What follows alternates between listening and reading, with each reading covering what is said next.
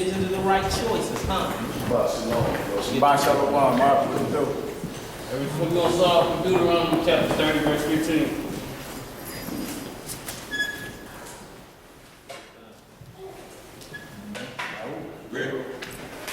Book of Deuteronomy, chapter 30, verse 15. See, I have set before thee this day life and good and death and evil. And that I command thee this day to love the Lord thy power, to walk in all his ways, all his ways, and to keep his commandments and his statutes and his judgments, that thou mayest live and multiply. And the Lord thy power shall bless thee in the land whither thou goest to possess it. This isn't the first time he told us this. If you go back to the garden, he told Adam and Eve the same thing. He told you can eat of this tree, but you can't eat of this tree. So as soon as you eat of this tree, you surely die. So that goes to show you he always gave you the life and death. Verse 17. But if thine heart turn away, so that thou wilt not hear, but shalt be drawn away, and worship other gods, and serve them, I denounce unto you this day, that ye shall surely perish. You shall surely what? Ye shall surely perish, and that ye shall not prolong your days upon the land, whither thou passest over Jordan to go to possess it. So if you keep the commandments of God, you live. Right. You stop keeping the commandments, you die. That's our life. It's the commandments of God in the faith of the Son. So decisions and right choices, huh? It all goes down to a choice and a decision. Verse 19. I call heaven and earth to record this day against you. There's your two witnesses right there. Everything is established upon two or three witnesses. You call heaven and earth. I call heaven and earth to record this day against you, that I have set before you life and death, blessings and curses. Therefore choose life. Choose what? Choose life. And our life is Christ. Come on, man. That both thou and thy seed may live, that thou mayest love thy Lord thy power, and that thou mayest obey his voice. What? That thou mayest obey his voice. So we have to obey God's voice no matter what. Even if you feel it come between you and your friend, or you and your mother, or your father, you still have to obey his voice. And that thou mayest cleave unto him, for he is thy life, and the length of thy days, that thou mayest dwell in the land which the Lord sware unto thy fathers, to Abraham, to Isaac, and to Jacob, to give them. We're going to go to Deuteronomy chapter 28, we'll get one verse, verse 41. To let you know, like, as soon as you sin and it pollutes the land, everybody, it's like a domino effect. The book of Deuteronomy, chapter 28, verse 41. Thou shalt beget sons and daughters, but thou shalt not enjoy them, for they shall go into captivity. So notice he was talking to Israel when he gave them this law here. He said, you have sons and daughters. You won't enjoy them because they will go into captivity. But we're not the only ones who went through this. Jerusalem went through the same thing. So we're going to go to Baruch chapter 4. You're in a pocket. I apologize.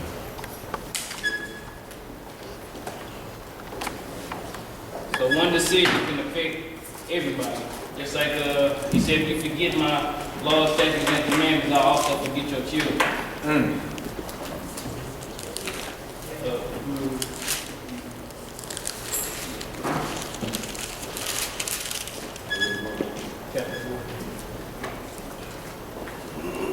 Here, let me read that real quick. Y'all write this down. Hosea 4 and 6.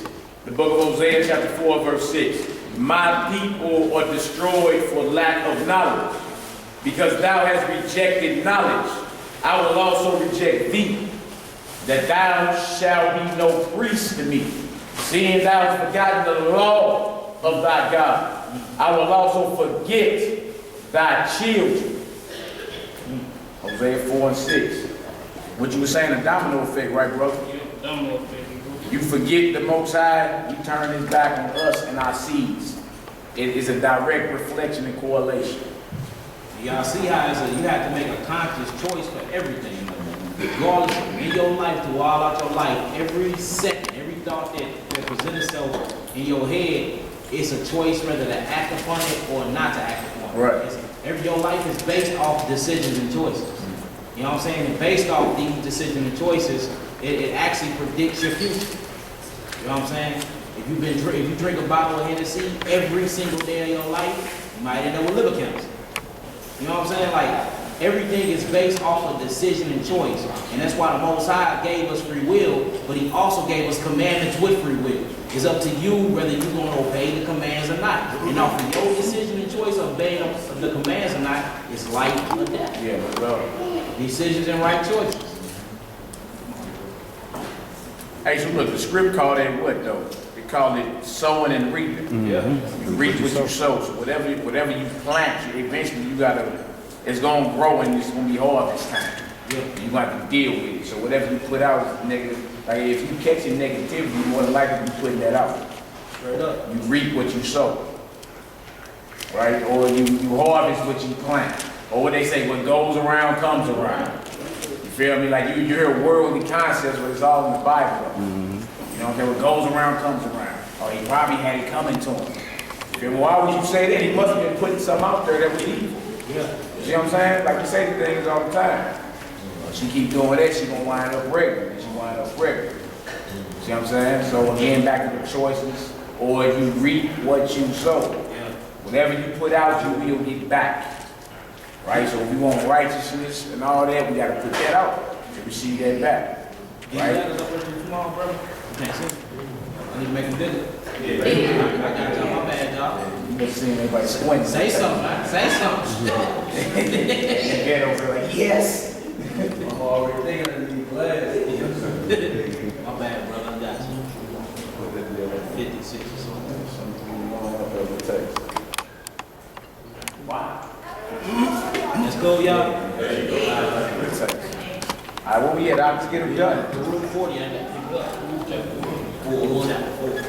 If y'all don't know, we going into the Apocrypha. When the Bible was translated to 1611, the Apocrypha in the Bible, it's 14 missing books that got to do with end time prophecy, the Greek occupation of Israel, who will be running the world at the end of the world, and how the sons of Jacob got next. You know what I'm saying? The whole history behind the Feast of Dedication, what they call Hanukkah and all that's in the Apocrypha. But brother, we should have it. Yeah, brother, pull it up so y'all can read along with us. We ain't reading out nothing mysterious like it ain't, you can't find it. And if you don't got this, who's got the red copy? You got the red copy? Mike, hold your red copy up. Hold your red copy up. You can get that on Amazon for like $80. You feel me? Like $8. It don't even cost that much. But that's part of the Bible too. When it was translated in 1611, that book was in there. Right? In between the Old and the New Testament. Alright, so. I got it. Get it done. But what?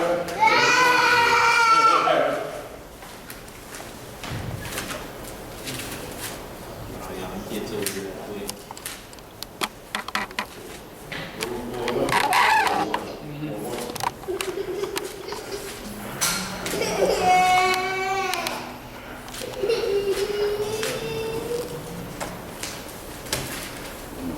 Let me know when y'all ready, y'all.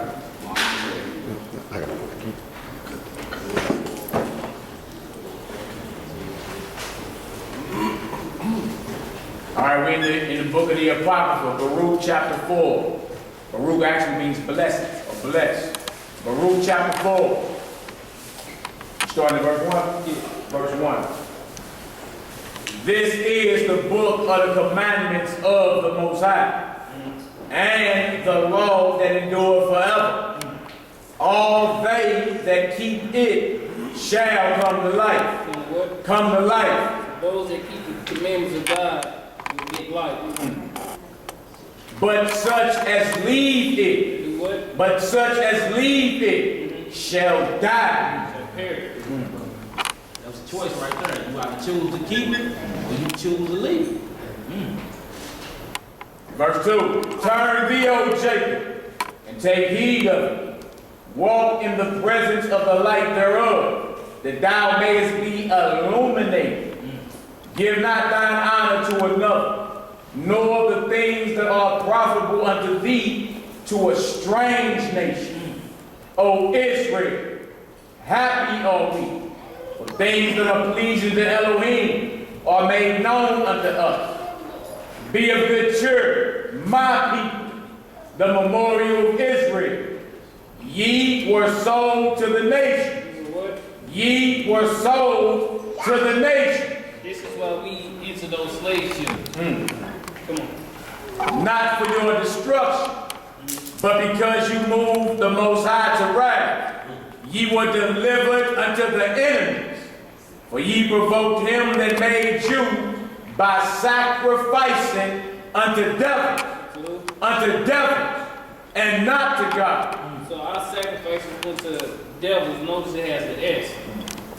And not to God. Come on. Verse 8. Ye have forgotten the everlasting Yah that brought you up. Ye have grieved Jerusalem that nursed you. That nursed you. So Jerusalem is our mother, right? That's right. So one of the laws, he said that you were going to have children, they were going to go into captivity. Your children were going to be taken away from you, right? Come on. Verse 9. For when she saw the wrath of Elohim coming upon you, she said, Hearken, hearken, O ye that dwell about Zion. The Most High hath brought upon me great mourning. For I saw the captivity of my sons and daughters. The captivity of my sons and daughters. The same thing that we went through, Jerusalem went through the same thing. That's right. Which the everlasting brought upon them. With joy I nourished them, but sent them away with weeping and mourning. Let no man rejoice over me, a widow, and forsaken of many, who for the sins of my children am left desolate. For the sins of who? My children am left desolate, because they departed from the law of the Most High. So it's important that we do not depart from the Most High at all. And if you do turn back, repent, turn back to the Most High with your whole heart, mind, body, and soul. I got a precept on the book of Joshua, chapter 1, verse 8. This book of the law shall not depart out of thy mouth, Right. but thou shalt meditate therein day and night, that thou mayest observe to do according to all that is written therein. For then thou shalt make thy ways prosperous, and then shalt thou have good success.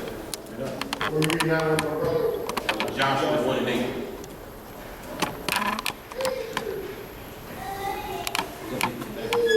Get back in Baruch. I'm going to take it down to 21. All right, Baruch chapter 4, verse 13. They knew not his statute, nor walked in the ways of his commandments, nor trod in the paths of discipline in his righteousness. Let them that dwell about Zion come, and remember ye the captivity of my sons and daughters, which the everlasting hath brought upon them. For he had brought a nation, upon them from fall, a shameless nation, and of a strange language, who neither reverenced old man nor pitied child. These have carried away the dear beloved children of the widow, and left her that was alone, desolate, without daughters. But what can I help you? For he that brought these plagues upon you will deliver you from the hands of your enemies. Go your way, O my children. Go your way, O my children. Go your way, for I am left desolate. I have put up the clothing of peace, and put upon me the sackcloth of my prayer. I will cry unto the everlasting in my days. Be of good cheer, O my children. Cry unto Yahweh, and he shall deliver you from the power and hand of the enemies. But it let you know, the same things that we went through as a nation of people, our mothers went through the same thing. The sins that you commit affects the land. It doesn't just affect you, it affects the land and the people around. It's just like image. You know, if I got a bad vibe today, I try not to come around my brother, or if I do go around my brother, his positive energy will outbeat the negative vibe that I have that day.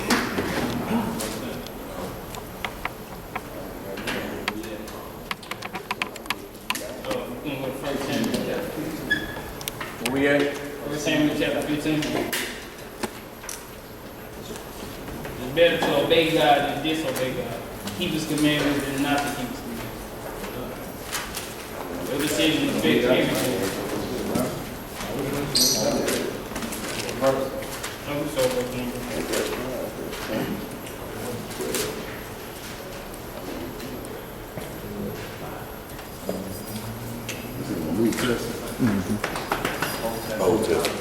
Old Testament, I'm sorry.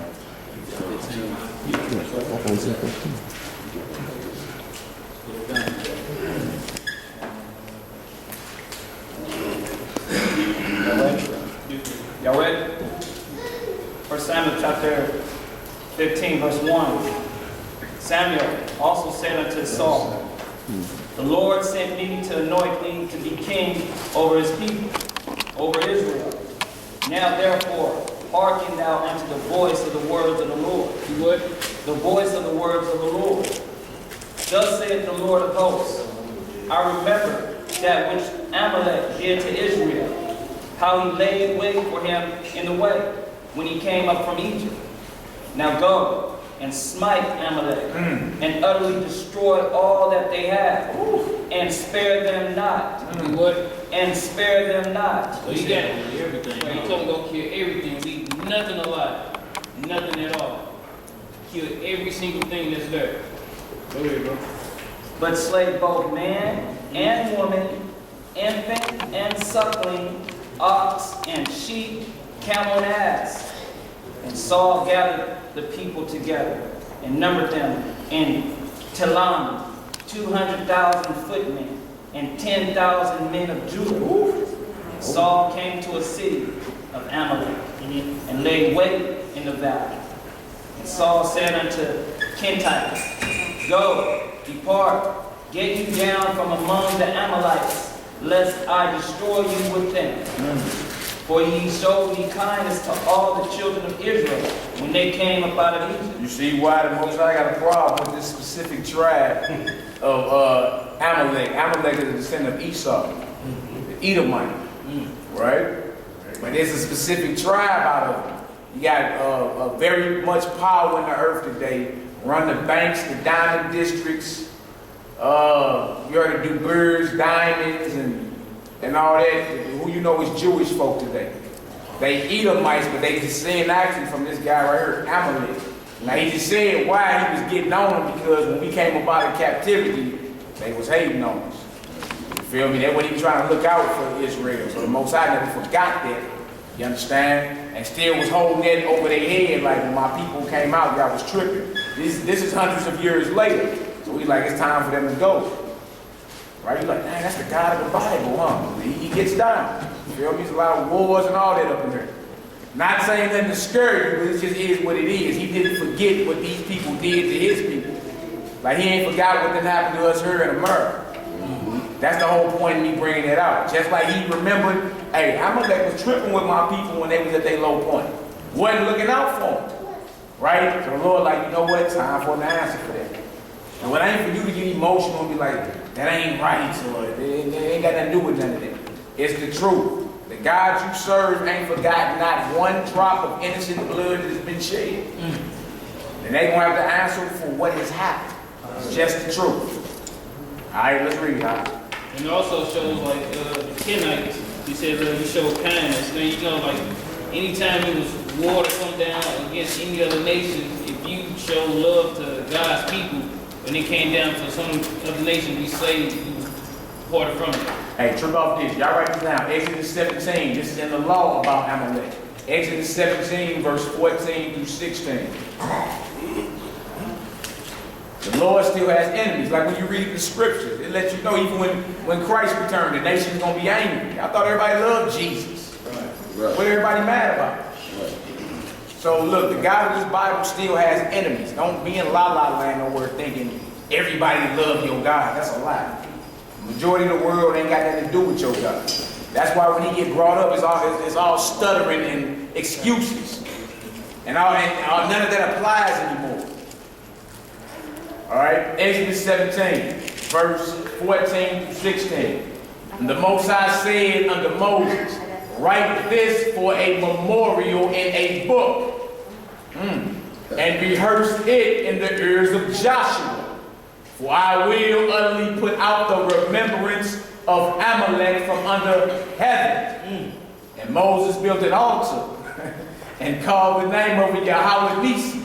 For he said, because the Most High hath sworn that the Most High will have war with Amalek from generation to generation. Huh? Right. It is what it is. You wonder why you look over in Israel today and who leading the world of skin cancer. Yeah. It's going down. It ain't all so-called Europeans, those specific ones right there. The Lord said it, I'm going to have war with them. Right? So just because you got your own little mindset of what this thing is, that don't make it fly. The truth is the truth regardless. He's the God of your forefathers, the God of Abraham, Isaac, and Jacob, and he ain't forgotten not one injustice done to him. Straight up. All we have to do is obey and come back to him and watch him move. I mean, they get to call on your God when something magnificent happen, like a 5-mile wide tornado. They go, oh God, don't you? Yeah, it ain't no Negro jokes dripping off no lips, none of that. Straight up, no. Everybody get humble and get in the fetal position. Because that's power right there. You know what I'm saying? Now that force will fight for you. If you're willing to be obedient to that force. Right? And us as so-called black folk in America need power behind us. We have none. All right? Then when you get off track real quick. Yeah, but people, why we at where we at though? We here because of the decisions and the choices we made. That's right. You know what I'm saying? Like we point the finger and we blame the white man for everything, right? But the reason why he allowed the white man to come take us into captivity, Egypt to take us into captivity, and all these other nations to put us in captivity, is for the choices and decisions we made as a people. He gave us commandments, and he gave us a choice with those commandments to do good by them and do wrong. But our heart is so wicked and deceitful above all things. What we chose the unrighteous path instead of the righteous. Out of our decision and right choices, we chose the wrong choices. So now we're paying the consequences for them, physically and in the spirit. So it's all based off your thoughts. But every thought that presents itself in your brain, it's a conscious decision to make a right or a bad choice to it. You know what I'm saying? So that's what this whole thing is based upon. It's good and bad. With the Most High, he don't work with no in between. You either all the way left field or you all the way right field. You either making right choices or you making wrong choices. It's either or. And that determines your future. That's what it is. Notice though, you get a robbery. Say you do a robbery, right? You get caught on it. You was 15. You made a bad choice, right? You changed your whole entire life around, but you went to jail and you got a felony. 20 years later, Negro, you still can't get no job because the choice that you made 5 years ago.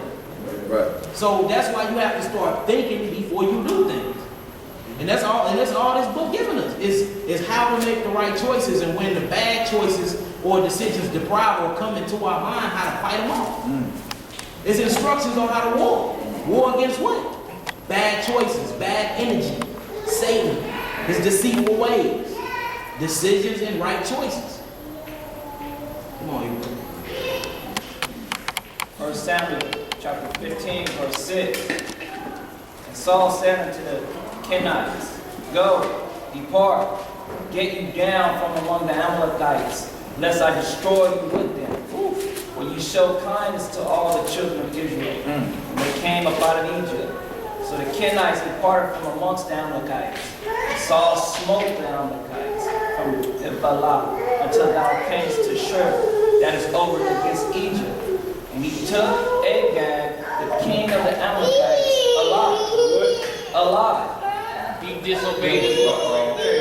The Most High told him to go over there and kill everything. King, women, children, ox, asses. But he took the king alive. So you can't be emotional in judgment, huh? Can't be emotional, bro. And utterly destroyed all the people with the edge of the sword. So he kept him alive and killed everybody else. But Saul and the people spared Agag and the beef and the best of the sheep and of the oxen. And what? And the best of the sheep and oxen. So he gave him a command, right? He gave him a command.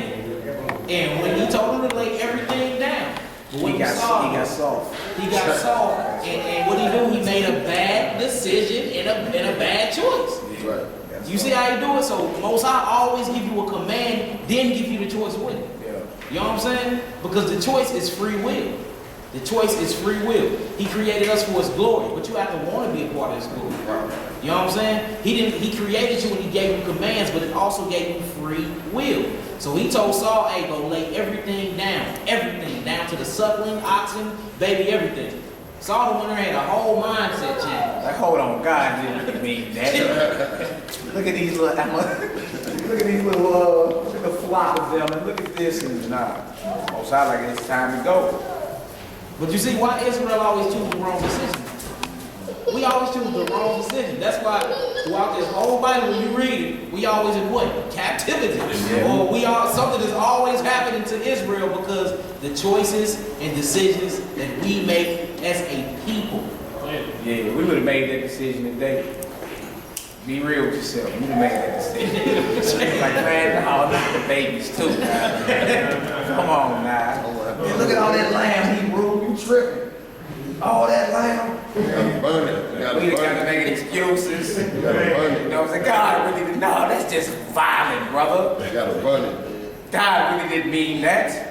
But you see your emotion to override with the truth. That can't happen. Even in something that's what you think is evil or whatever. He's like, that ain't what it is. You got the truth. You got to override your passion. Right. You feel me? You got to override your own opinion of what you want to do.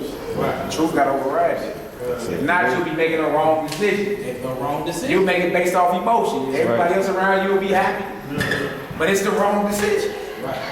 And notice right off this decision, right? We just established that these people are the Jewish over in the eastern land now, right? If he would have went over there and did what God said, which was to lay everything down, they wouldn't even be inhabiting our land right now. But off the wrong decision that Saul made, now they over there in our land pretending to be us. Stronghold. Major ally with the U.S. But you see how one decision affects generation upon generation upon generation? Right. That's why you got to be conscious of your decisions. Make the right decisions and the right choices. They wouldn't be running the banking systems now. Wouldn't be running all the movies and TV and entertainment. They wouldn't be running none of that. Right. Who remember the story of Esther? Remember the story of Esther, the old boy that was hating on us? Haman. Haman. He descended from this cat right here. He was one of his great-great-grandsons.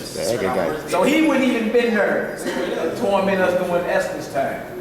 Had Saul just went on through and handled his business. You see what I'm saying? He didn't do what the Lord said, and it just caused a ripple effect. Where we at today? Where we at today? Let's get it out there. 1 Samuel 15, verse 9. But Saul and the people spared Agag, and the best of the sheep, and of the oxen, and of the fatlings, and the lambs, and all that was good, and would not utterly destroy them. But everything that was vile and refuse, they destroyed utterly. You hear that? So he went in there on some straight selfish stuff anyway. Not only did he disobey the Most High command, he went in there and he got what he wanted about it. That's good furniture. You notice that? He destroyed it. Yeah, right. Boy, that don't sound like Israel though. That's all that. Don't Throw that away, you tripping.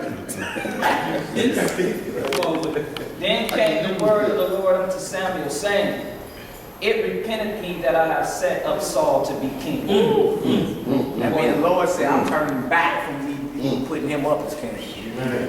That's what repent means, to turn away from. The Most High, like I'm turning away from me even anointing him. You hear that? You can't even be king no more because you didn't make the right decision or the right choice when I gave you the command. That's the whole point. It ain't like he didn't give us nothing. It ain't like we got to think for ourselves. He telling us how to think. Hey, go lay everything down. Right. Yeah, I want to say, we keep this in mind, the scripture right here, it goes perfect with what we read. It's Isaiah 55:8. It says, for my thoughts are not your thoughts. Straight up. Neither are your ways my ways, Right. you said the Most High. Straight up. Right. You'll never get on this level and just be obedient to what he said. Exactly. Come off the top all the time. Right. So it sounds like, you know how they be, a lot of people join the military and all that. You feel me? Take orders. I mean, it's really the same thing. You know what I'm saying? Everything's a chain of command. Orders get gave. And your emotion really ain't got nothing to do with it. And if you think some of us have got people serving long sentences in jail, like you can fill out in court and cry and no, judge like that little teardrop ain't got nothing to do with nothing. Like officer, yeah, I'll grab him on up. Yeah, score that left. To the back. Hey, clear the courtroom. To the back. To the left. Huh? 40 years. So do emotion even hold up in judgment of court? It don't. That's a factor that you have that you think gonna influence the mind of God, and it ain't. Your emotion don't mean nothing to the Lord. Don't mean nothing. Like you do what I say. It's all good. It sounds harsh because we've been raised opposite, thinking like, no, God kind of need me. No, he don't.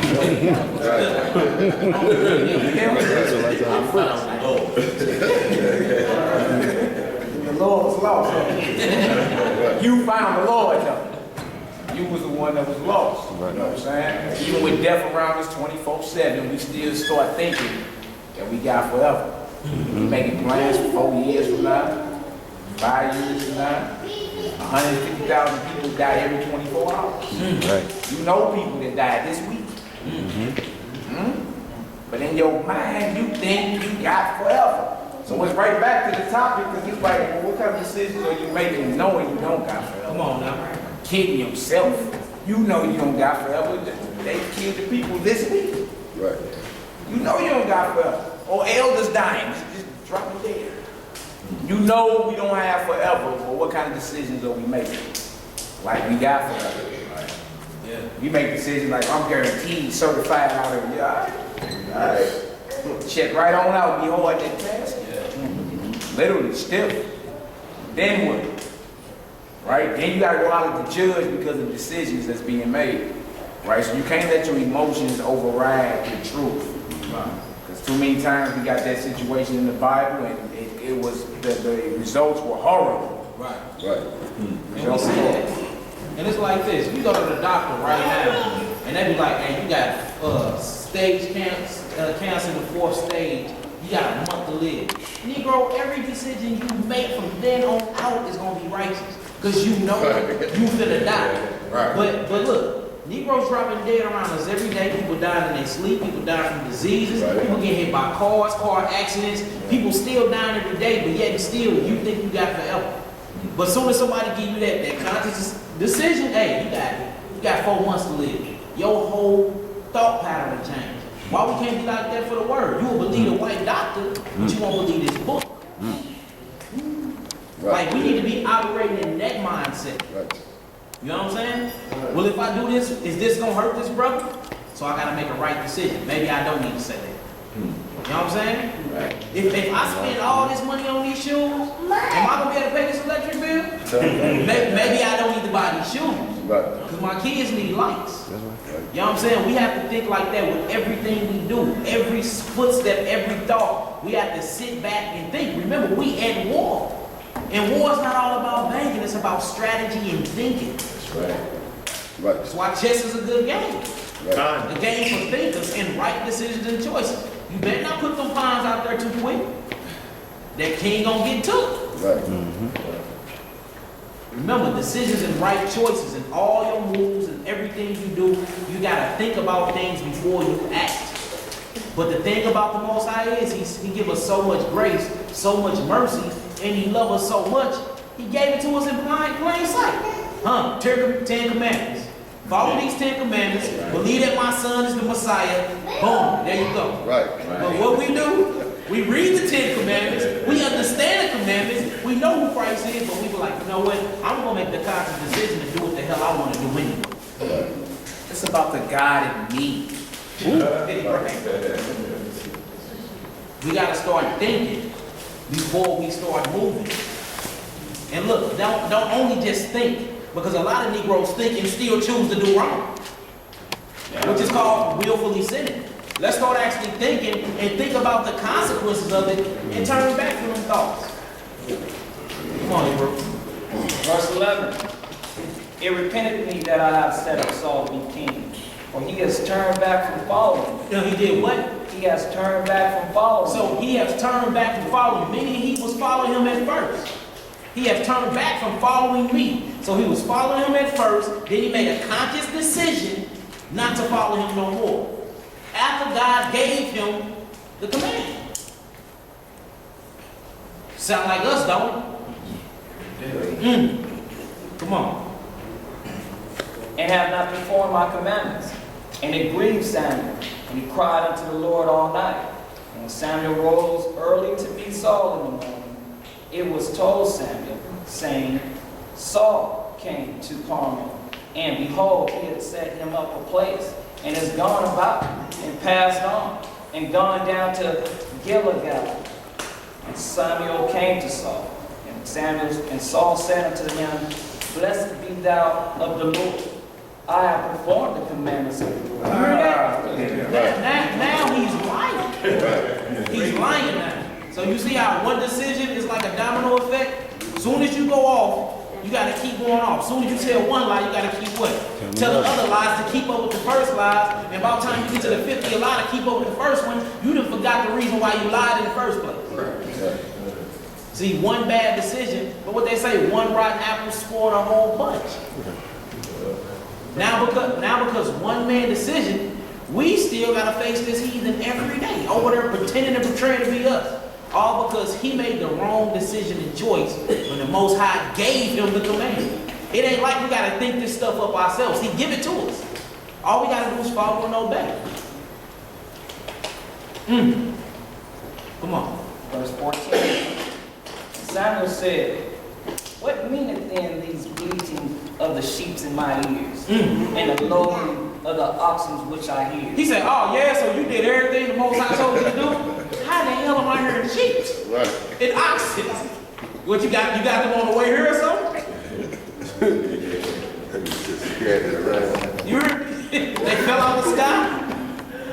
Come on, Hebrew.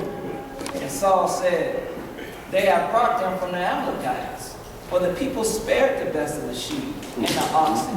Look, the second line, for the people spared. But you king, he told you to do something. You run everything that's up under you. But the people spared them. Same thing that Adam did in the garden. It was that wicked woman you gave me. No, I told you to do this, but you made the conscious decision to listen to that woman. So who was that fall on? Adam. You know what I'm saying? So when we get a command, follow it. If you believe this book to be true, or it's ink on paper. It's all going to come down to that anyway. Do you believe everything in this book is true? If so, that means everything he tells you to do is for a good particular reason. Just like the dietary law. You can take the Bible out of the equation. Look at all the stuff he told us not to eat and look up the effects of it. Right. They bad for your body. Right. The stuff he said is good to eat. It keeps you living longer. Right. But it's up to you to make that conscious, right choice and decision to eat it or not eat it. All he knew was give the command. But he gave us free will. He don't want to make us love him. He wants us to love him because we his glory. He created us. You see how selfish we is though? We ain't create ourselves. We don't wake ourselves up in the morning. The sun go up and down by itself. The sun grow crops for us to eat. Everything else following their commandments but the Negro. Right. Everything else doing what they supposed to do but us. Right. Now look, check this out. Since we all want to go off and make our own decisions, what happens if the son be like, you know what? I ain't setting that. I'm not setting no. What happens if the rain be like, you know what? I'm staying in the clouds forever. Right. We're gonna die.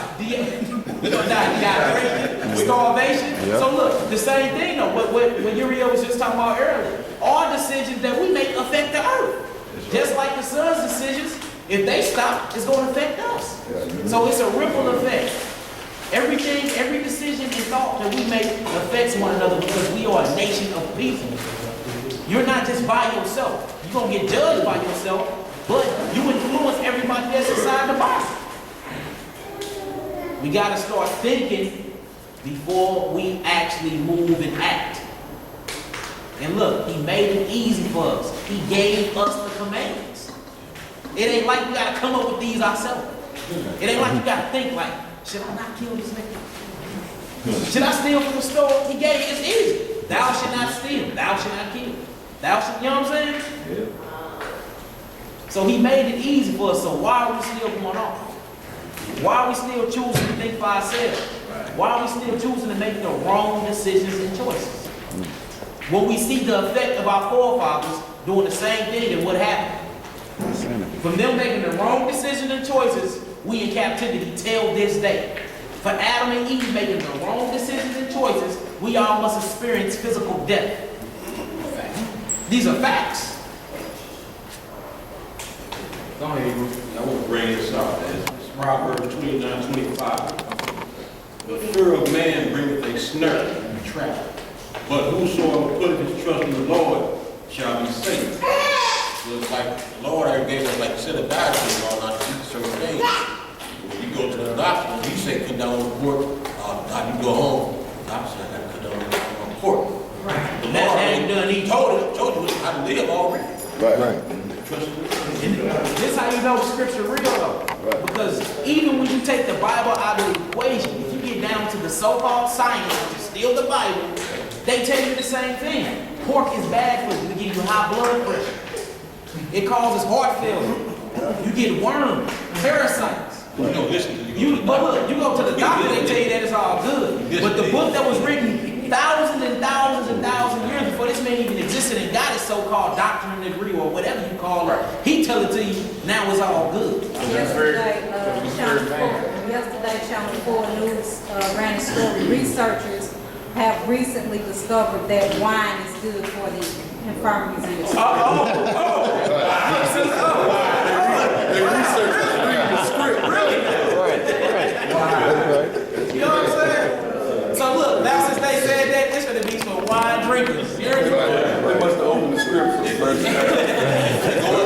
All praise, better make You it know what I'm up. saying? That's crazy. Look, like Uriel was just sitting up here chatting with me about. It's all about belief and unbelief. Because if you really believe everything that was in this book, if you really believe everything that was in this book, we wouldn't be here right now, even having this very discussion. Come on, Hebrew. 1 Samuel 15, verse 15.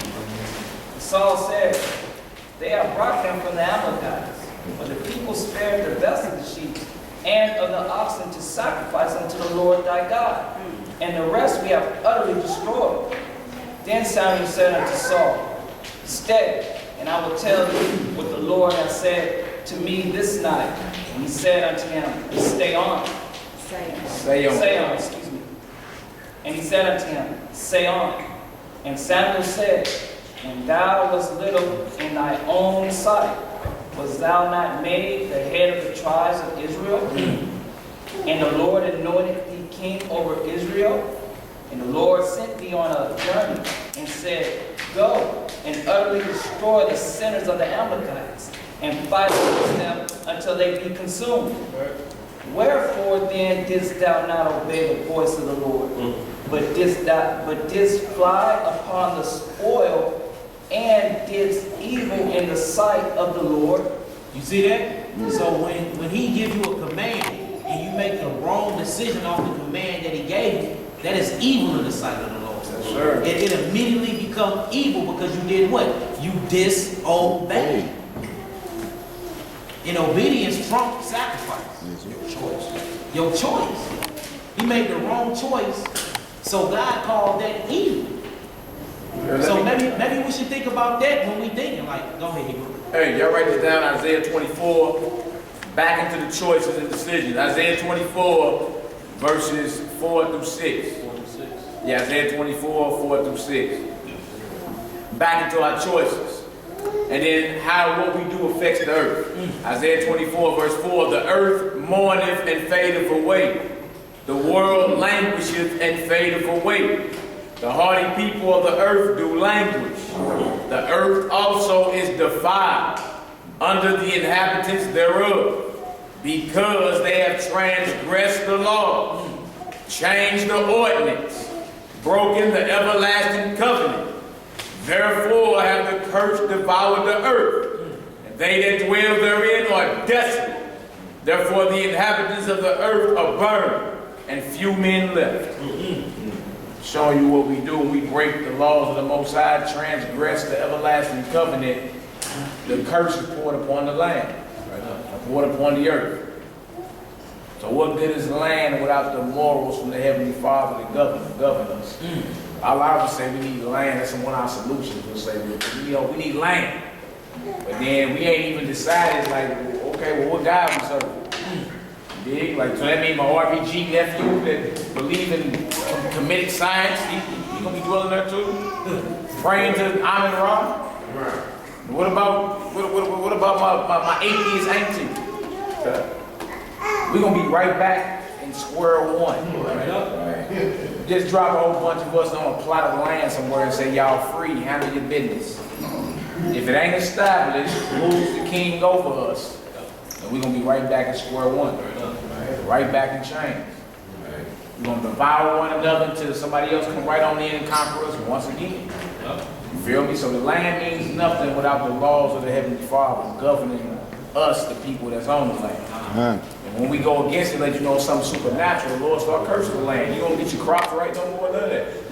Thorns, thistles. It usually yield fruit and everything for you need to survive. But since you sinned against your Creator, He cursed the land. The very thing you need to survive.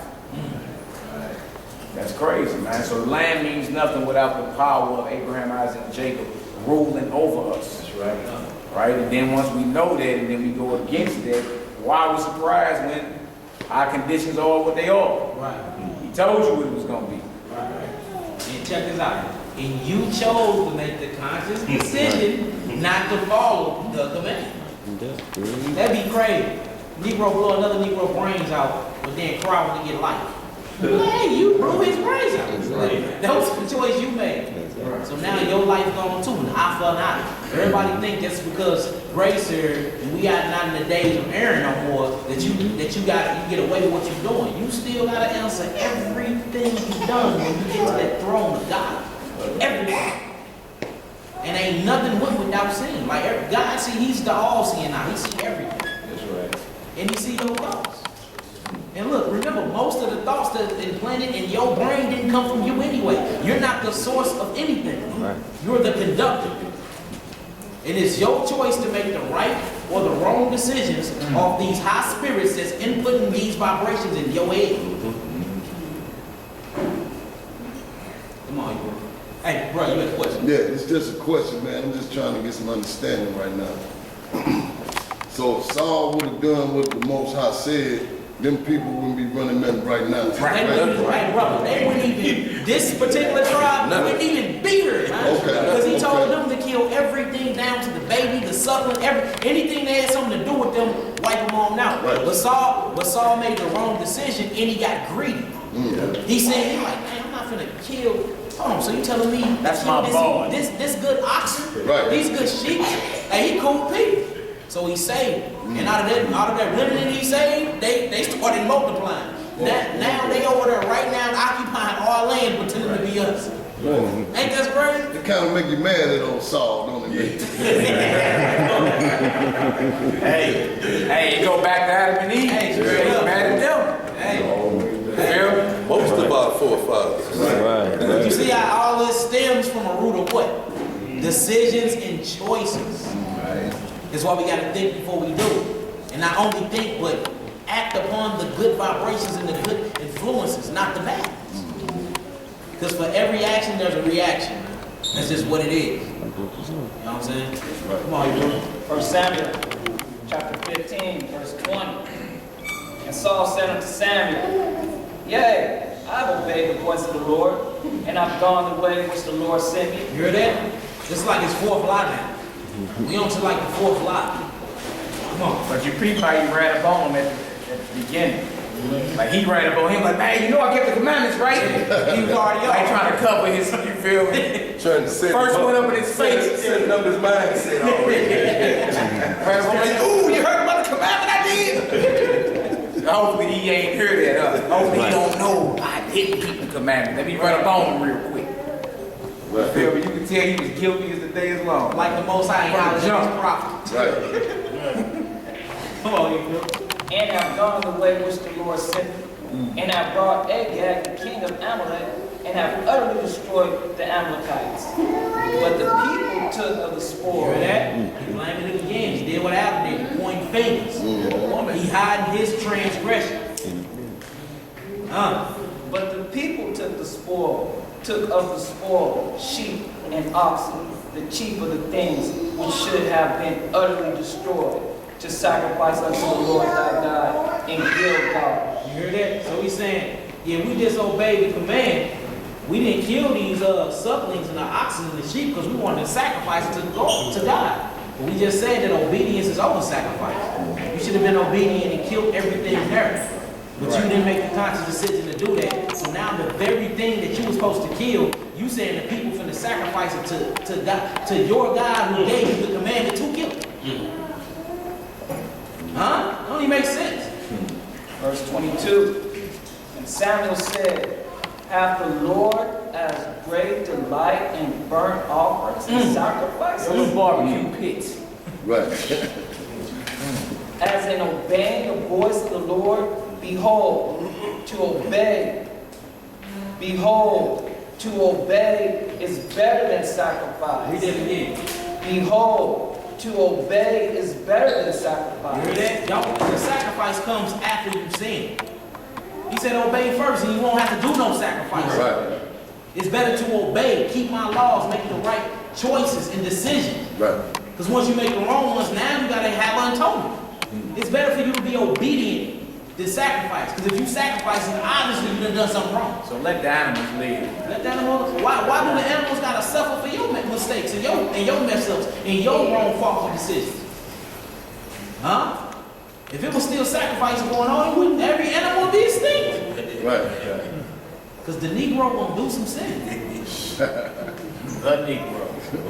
Come on. Behold, to obey is better than sacrifice, and to hearken than to fat of rams. For rebellion is as the sin of witchcraft, and stubbornness is as iniquity and idolatry. Because thou hast rejected the word of the Lord. You hear that? Because thou hast rejected the word of the Lord. Meaning once that word get presented to you, once the command get right there in your face, you have the conscious decision whether to follow it or not to follow it. See, it goes right back to them choices. Come on. He hath also rejected thee from being king. And Saul said unto Samuel, I have sinned, for I have transgressed the commandments of the Lord and thy words, because I feared the people and obeyed their voice. We stop right there. So look, the thing is, we have to start thinking, and if we believe like we say we believe, or if we working on beliefs like we say we're working on, obviously we're working on something from the down here. That means if the Most High tell us to do something, get it done. Get it done. Where we going next, Hebrew? Genesis 21. Genesis 21.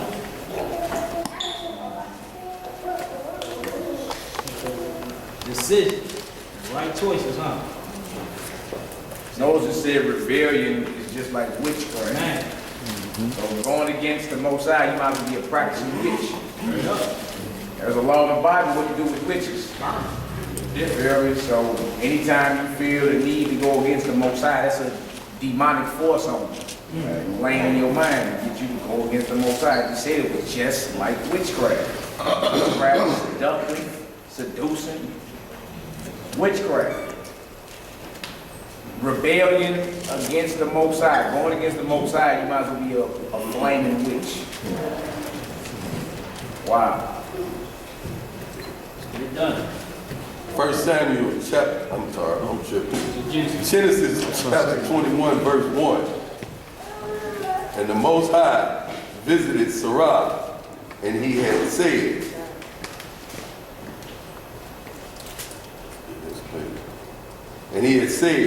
and the Lord did unto Sarah as he had spoken.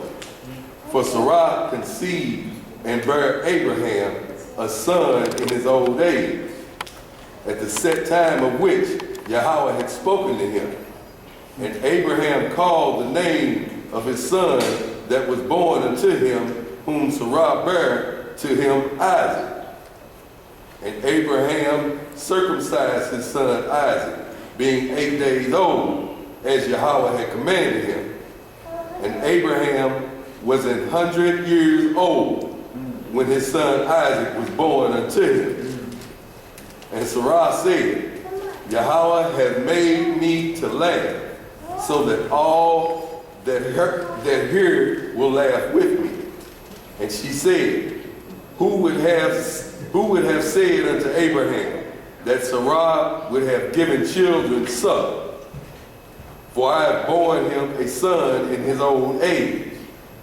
And the child grew and was weaned, and Abraham made a great feast the same day that Isaac was weaned. And Sarah saw the son of Hagar the Egyptian, which she had borne unto Abraham, mocking. Wherefore she said unto Abraham, Cast out this bondwoman and her son. Cast out this bondwoman and her son. For the son of this bondwoman shall not be heir with my son. So now you notice here that Sarah told Abraham to cast out Ishmael. If you read in Galatians chapter 4, Ishmael is compared to the flesh, and Isaac is compared to the spirit. So it's the spirit over the flesh. So wisdom is compared to a woman. So here Sarah is basically being compared to wisdom. Right, like ain't well with darkness. Exactly. So she told him to cast out the flesh and live with the spirit. Verse 11. And the thing was very grievous in Abraham's sight because of his son. And Yahweh said unto Abraham, Let it not be grievous in thy sight because of the lad, and because of thy bondwoman. And all that Sarah has said unto thee, hearken unto her voice. Hearken unto her voice. So here, the Most High is telling Abraham to listen to the woman. Right? Good. For in Isaac shall thy seed be called, and also of the son of the bondwoman will I make a nation, because he is thy seed. So even by him casting out Ishmael, he still promised him that he was going to bless him. He's still one of the many stars that he was supposed to get. All the children is the star. And Abraham rose up early in the morning and took bread and a bottle of water and gave it unto Hagar, putting it on her shoulder and the child, and sent her away. And she departed and wandered in the wilderness of Beersheba. Well, y'all had him all on Facebook today. This is no good. Don't be a man of God. Put me out one bottle of water. Me and the baby. Y'all know where he can drove today. And drove talking about God said put me out. Abraham, huh? Must be a real book, man, dealing with real life situations. You feel me? And I ain't romanticize it for you at all. Y'all know it's been well, it's been over some social media. Hey, Lord, before she got out the door, we've been on Facebook, Instagram. Kicking me out now, look. Yeah, child support put on his own. Wow. That's wild. All right, come on, man. Verse 15. And the water was spent in the bottle. One bottle of water. And she cast the child under one of the shrubs. And she went and set her down over against him a good way off, as it were a bow shot. For she said, Let me not see the death of the child. And she sat over against him and lifted up her voice and wept. Just going to just show how Abraham listened to the voice of his wife, cast off Ishmael, which represented the flesh, do up with Isaac, which represented the spirit. Yeah, you know the Most High had to come and reconfirm it to Abraham. He's like, hold on, what? Oh, wow. Dang. Go ahead and listen to him. Like, look, a hard decision. decision to make. Like today, you've been like, I don't know. Again, another time we would have used our own opinion. Yeah. You feel me? And the pressures of society to go against what we would command. Just be real. You know, good way. Nah, I ain't gonna go that hard. Come on, now. Dang. You gonna have to go stay down at Reverend Larry Rice. You had the baby. That's not, man. No, I can't. Right? But you see the decision had to be made. Think about the decision, the consequences if he wouldn't have listened to the Lord. Yep, and then look, when you get to that Joshua, it was saying Ishmael was actually trying to kill Isaac. Like he was shooting bow and arrows at him and everything. That's what the mama seen. The mama seen her baby was in danger. It was like, this little joker is gonna try to kill my baby. You feel me? And if he stay around him, he gonna kill him for the covenant. So that's what she saw. It was danger in a way. It was more than just him mocking him. You feel me? And Jonah on his forehead or something. He was actually, because Ishmael was a skilled archer. You feel me? So he was shooting, you feel me, right by his head. Hey, trying to kill Isaac. So she seen that and like, hey, he gotta go. You feel me? He got playing target practice with my baby forehead. He gotta go. You feel me? So it was more graphic than that. It wasn't just a little Jonah the reason why she and him got put out. It was like he was trying to kill Isaac. You feel me? Because he knew that the promise was going to him.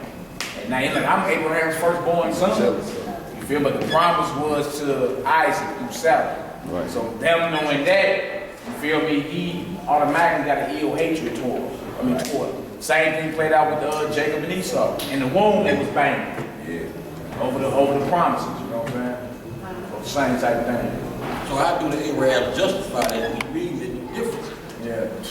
That's what They say they own book though.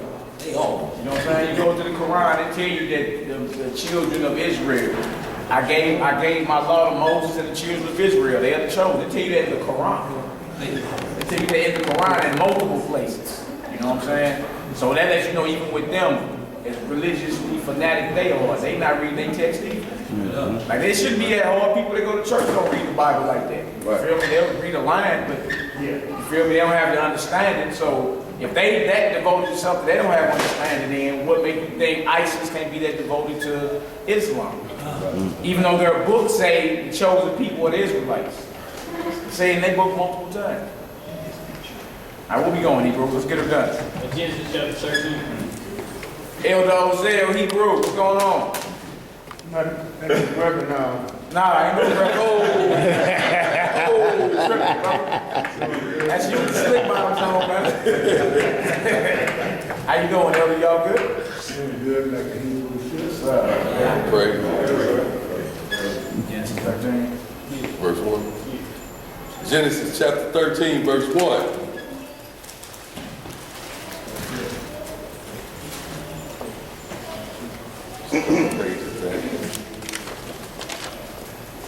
Decisions are the right choices, huh?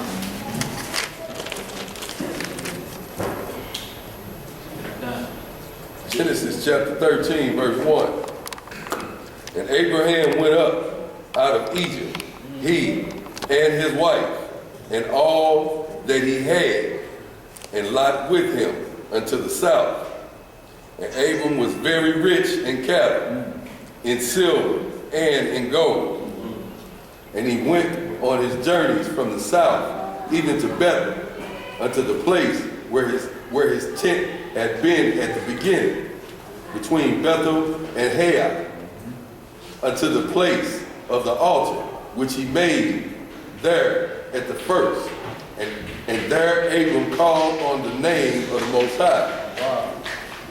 And Lot also, which went with Abram, had flocks and herds and tents. And the land was not able to bear them, that they might dwell together, for their substance was great, so that they could not dwell together. Rich. They had it. Time to expand, man. You know what I mean? You know what I'm saying? They had Many of us up in this house. They had so much stuff they couldn't even dwell. Right, can't even live together. Come on, Hebrew. And there was a strife between the herdmen of Abram's cattle and the herdmen of Lot's cattle. And the Canaanite and the Perizzites dwelled then in the land. And Abram said unto Lot, let there be no strife, I pray thee, between me and thee, and between my herdmen and thy herdmen, for we be brethren. It is not the whole land before thee. Is not the whole land before thee. Separate thyself, I pray thee, from me.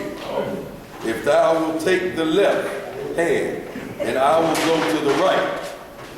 Or if thou wilt depart to the right hand, then I will go to the left. Abram just wanted to keep that peace. But he knew that they were brothers. And Lot lifted up his eyes, and beheld all the plain of Jordan, that it was well watered everywhere. Well watered everywhere. Before the Most High destroyed Sodom and Gomorrah, even as the garden of the Most High, like the land of Egypt, as thou comest unto Zoar. So Lot, he looked up and saw this land that it was beautiful, right? Proverbs 14 verse 12 real quick. Sodom and Gomorrah was a thriving civilization like your good old United States of America. It was something that was thriving and well respected and loved. Still had to come down violently with fire. What we going up? Proverbs 14 verse 12 real quick. Oh, that Genesis, y'all. We're coming right back to it.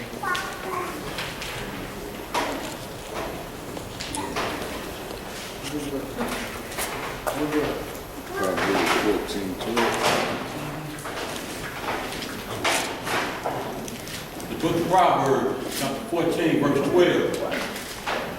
There is a way which seemeth right unto a man. So you look at Lot, he saw the land, it looked good, and plenteous, a place that was beautiful. That's what you're saying. But the end thereof are the ways of death. What? But the end thereof are the ways of death. The Most High destroyed that very land that he wanted to go to. That's where he wanted to go. The Most High destroyed that land. Because he saw it looked good to him. He just like, I'm going to go over there. If you can stay here, I'm going to go there. Like your mama tell you, everything that glitter ain't gold. Right. So his decision was wise.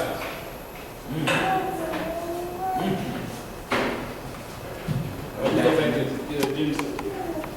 Genesis chapter 13, verse 11. Then Lot chose him all the plain of Jordan, and Lot journeyed east, and they separated themselves one from the other. Abram dwelled in the land of Canaan, and Lot dwelled in the cities of the plain, and pitched his tent toward Sodom. But the men of Sodom were wicked and sinners before the Most High exceedingly. You see the land that he chose. It was the land that the Most High destroyed, Sodom and Gomorrah. It was the most wickedest place that we know to this day. Las Vegas. Sin City. Sin City, yeah. Correct me if I'm wrong. This one Abram just left from his dad. Genesis chapter 12. Right. The chapter before then. Chapter 4. Okay, now let's fast forward. Yeah. That's land. Verse 14. And the Most High said unto Abram, after that Lot was separated from him, lift up now thine eyes, and look from the place where thou art northward, and southward, and eastward, and westward.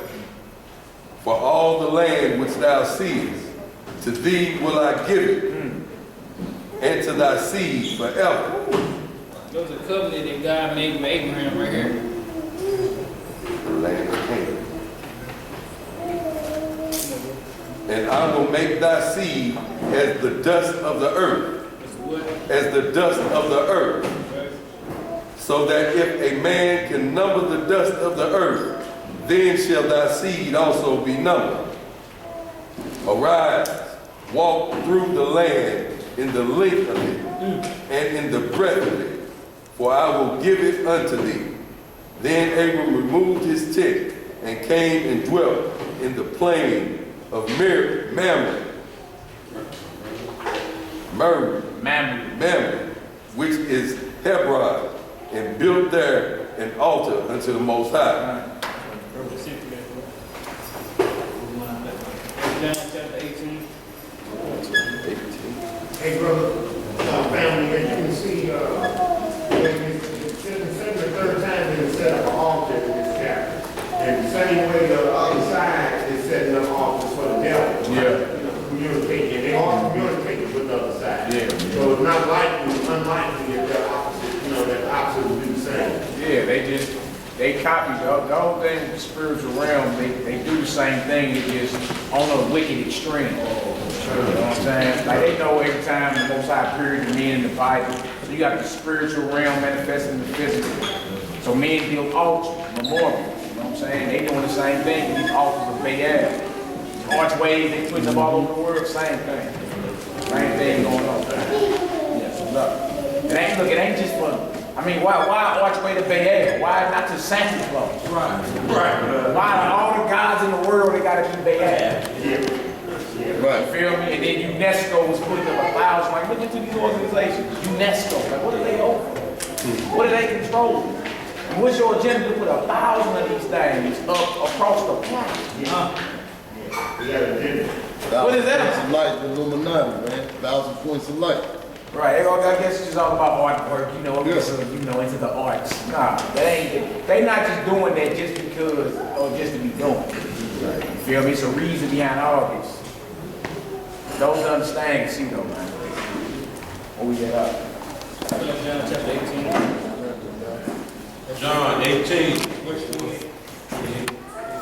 28 to 46. Get it done. John chapter 18, verse 28. Then led they Yahushua from Caiaphas unto the hall of judgment. And it was early, and they themselves went not into the judgment hall, lest they should be defiled, but that they might eat the Passover.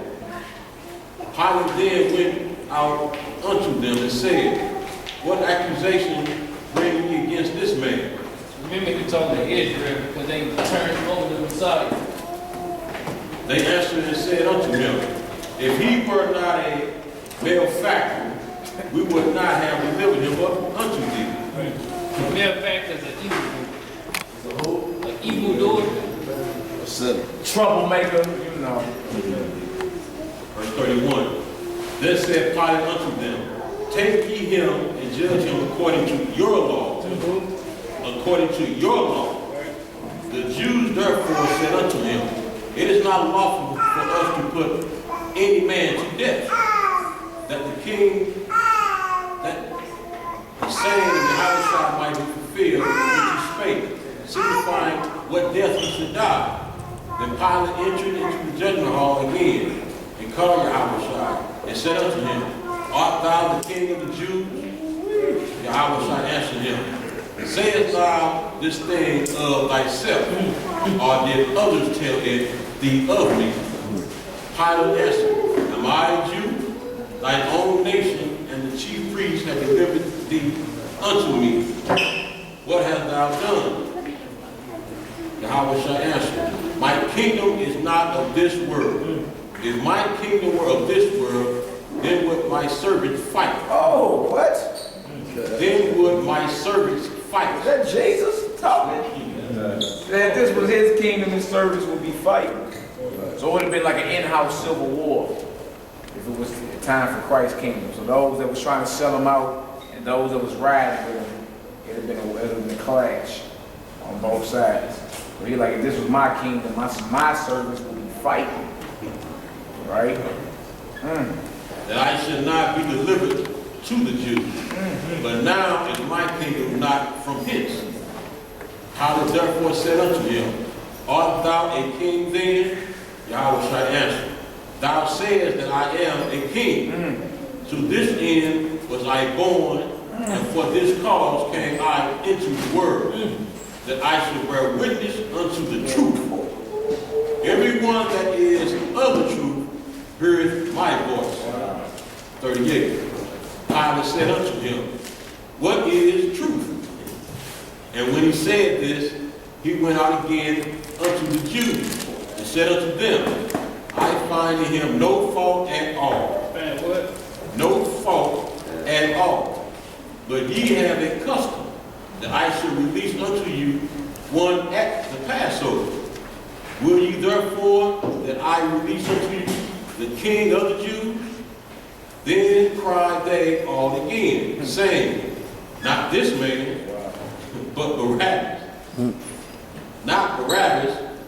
Now Barabbas was a robber. Jack boy, huh? Right, so if you go back to Deuteronomy chapter 30, the Most High said, I said, prepare this day before you life and death. Choose life and not death. This is the same thing here in the physical realm on a simple fact. Israel, he told them this day to choose life or death, and they ended up choosing death. They didn't choose life. They ended up choosing Barabbas, who was the robber. Instead of choosing Christ, who was life. What?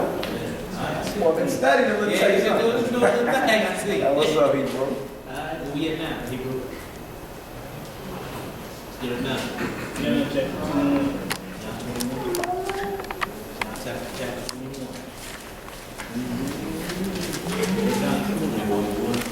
Yeah, chapter 21.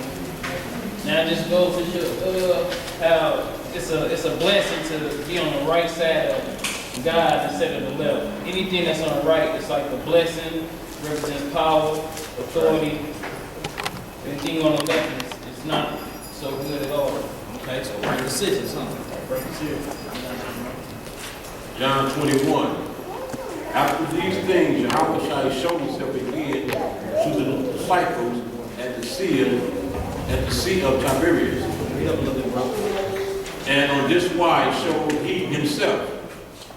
There were together Simon Peter and Thomas, called Didymus, and Nathanael of Cana, Galilee, and the sons of Zebedee, and two other of his disciples. Simon Peter said unto them, I go a fishing. I go a fishing. They say unto him, we also go with thee. They went forth and entered into a ship immediately. And that night they caught nothing. So notice they went to the ship and they went fishing at night, right? Come on. But when the morning was now come, Yahweh stood on the shore. But the disciples knew not that it was Yahweh. Then Yahweh said unto them, children, have ye any meat? They answered him, no. And he said unto them, cast the net on the right side of the ship. Cast the word? Cast the net on the right side of the ship. So you notice he told them cast it on the right side of the ship, not on the left side. Right? Come on. And ye shall find. And ye shall what? And ye shall find. They cast therefore. And now they were not able to draw it for the multitude of fishes. At first, remember, they went out at night to catch fish. They couldn't catch anything at all. And Christ, who was a true light, and came out during the morning, he told them to cast it on the right side of the boat. Yeah, they caught numerous amount of fish where they couldn't even drag the fish into the boat. So right decisions, right choices, the right hand of the Father, all of these are abundance. It's powerful. Okay. What's up, brother? This our wine in the military, you know they always start from the left. Live, right. They always They're always going. You on Babylon, bro. Even when brothers be reading in Hebrew, they read from what? Right to left. Not left to right, huh? From the back to front. Front to back. End to the beginning. Up. Down is up and up is down. Oh, man, stop it, man. Right. Come on, what? We're going to go to Matthew 25, verse 31.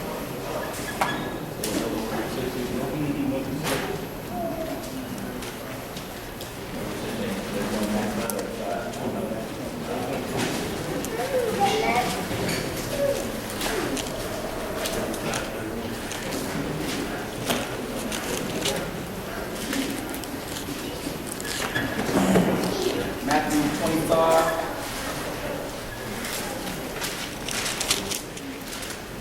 Verse 31.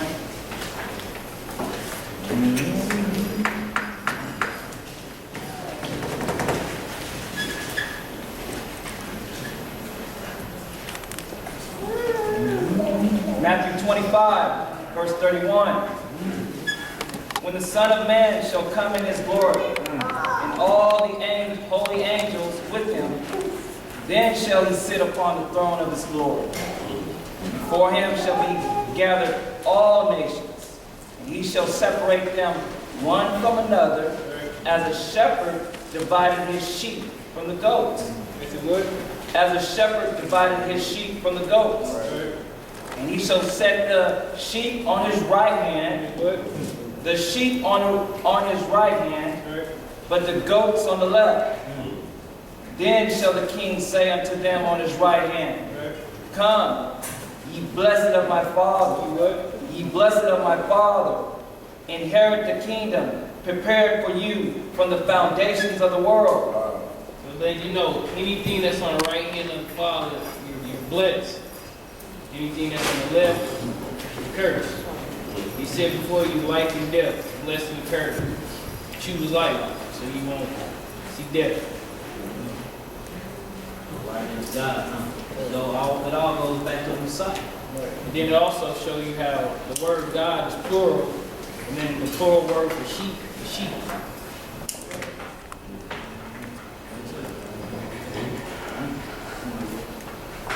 Verse 35. For I was hungry, and you gave me meat. I was thirsty, and you gave me drink. I was a stranger, and you took me in. Naked, and you clothed me. I was sick, and you visited me. I was in prison, and you came unto me. Then shall the righteous answer him, saying, Lord, when saw we thee and hungered, and fed thee, or thirsty, and gave thee drink? When saw we thee a stranger, and took thee in, or naked, and clothed thee? Or when saw we thee sick, or in prison, and came unto thee? And the king shall answer and say unto them, Verily I say unto you, inasmuch as ye have done it unto one of the least of these my brethren, ye have done it unto me. Then shall he say also unto them on the left hand, Depart from me, ye cursed, into everlasting fire, prepared for the devil and his angels. Just let you know that the lake of fire was not prepared for us, it was prepared for the fallen angels. But since we want to not keep his laws, statutes, and commandments, that's where we go. Have at it. Notice the ones that made them wrong decisions was on that left side. Call it brother too. That's deep. Look, check this out real quick. This is the third book of Enoch. I just found this. It says, third book of Enoch. It says, the right hand of God. It says, Ishmael said, Metatron said unto me, Come, and I will show you the right hand of the omnipresent, which hath been banished behind him because of the destruction of the temple. But it is all kinds of brilliant lights, and it shines. And by the 955 heavens were it created. Even the seraphim and the Ophrim are not allowed to look on it till the day of salvation comes. And I went with him, and taking me by his hand, he bore me up with his wings and showed it to me with all kinds of praises, jubilations, and songs. No mouth can tell its praise, no eye can behold it, because it is magnitude, because of the magnitude of its greatness, its praise, its glory, its honor, and its beauty. Moreover, all the souls of the righteous who are worthy to see the joy of Jerusalem stand beside it, praising it and entreating it, saying 3 times a day, Awake, awake, clothe yourselves in strength for the arm of the Lord. Y'all peep that? So this right hand is Christ. The right hand of God is Christ. Right decisions. You know what I'm saying? The righteous stand on the right, which was the sheep. All the negative ones that had the wrong decisions on the left, which goes to the lake of the fire. So what he doing is, he linking up right choices and right decisions with the right hand of God, which is righteousness, but goes back to the Messiah, which take away sins, or take away wrong decisions. Hakeem, what was that you just read, bro? This is the third book of Enoch, chapter 48, the right hand of God.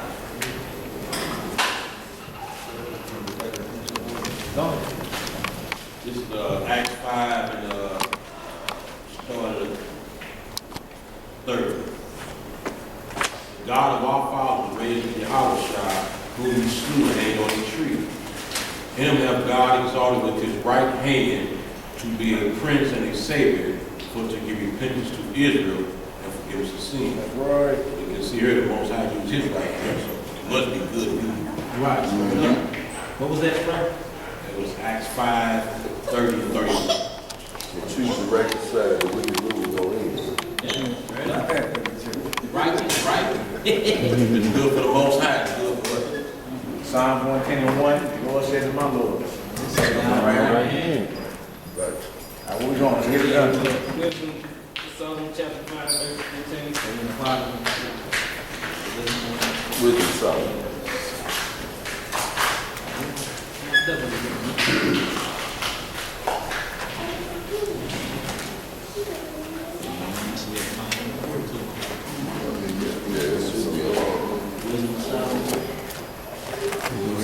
What's up with the heat, bro?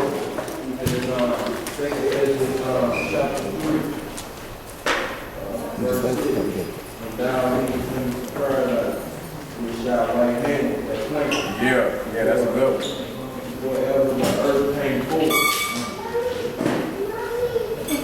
That's a good one there, he broke. Second Ezra 3 and 6. Yeah. Another one on the right hand. Y'all get that? You put it down there. That's that.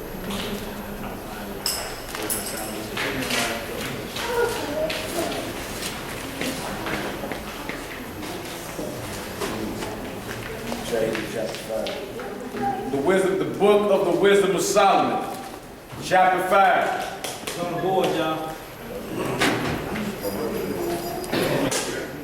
Make it bigger.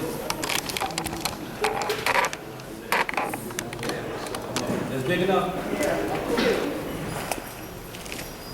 Get it done. Well, I'm sorry, man. Verse 15. The book of the wisdom of Solomon, chapter 5, verse 15. But the righteous live forevermore. Their reward also is with the Most High, and the care of them is with the Most High. Therefore shall they receive a glorious kingdom. Therefore shall they receive a glorious kingdom and a beautiful crown from the Most High's hand. From the Most High's hand. With his right hand. With his right hand shall he cover them. And with his arm shall he protect them. Right, so we covered by the Most High's right arm and his right hand. He's our protection. Which is Christ. Then he stretched out his right hand and brought us out of the land of Egypt. Right. Makes sense. Right decisions, right hand, righteousness. I see you. Let me keep going. Yeah, keep going. Verse 17. He shall take to him his jealousy for complete armor, and make the creature his weapon for the revenge of his enemies. He shall put on righteousness as a breastplate, and true judgment instead of a helmet. He shall take holiness for an invincible shield.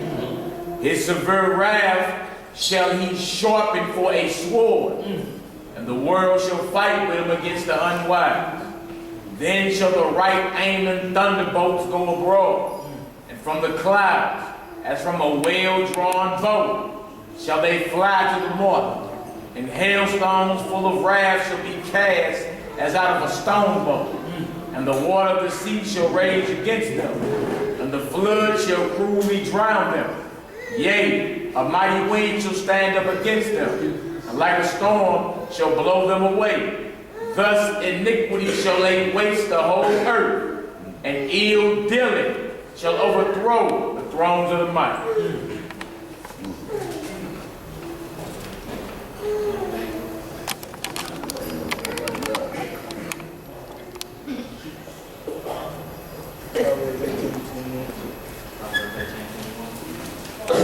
Proverbs 18, chapter 21.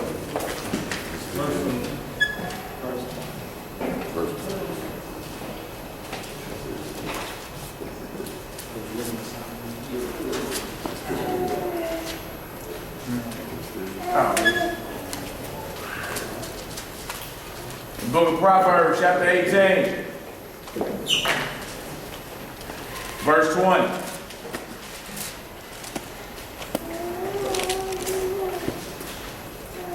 A man's belly shall be satisfied with the fruit of his mouth, and with the increase of his lips shall he be filled.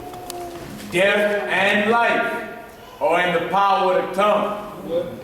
Death and life are in the power of the tongue, and they that love it shall eat the fruit thereof. Whoso findeth a wife findeth a good thing, and obtaineth favor of Yahweh. The poor useth entreaties, but the rich answereth roughly. A man that hath friends must show it. There is a friend that sticketh closer than a brother. Also let you know, you choose whether you die or live. It's in the power of your tongue. Right.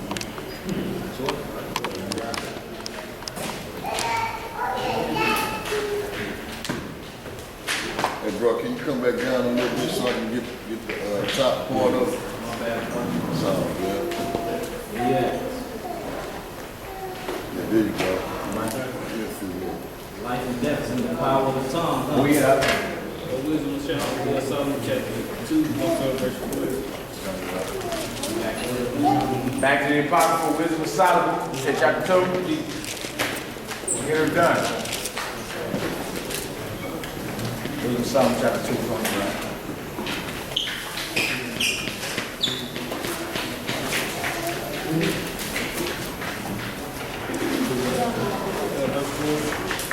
Wisdom of Solomon, chapter 2, verse 12.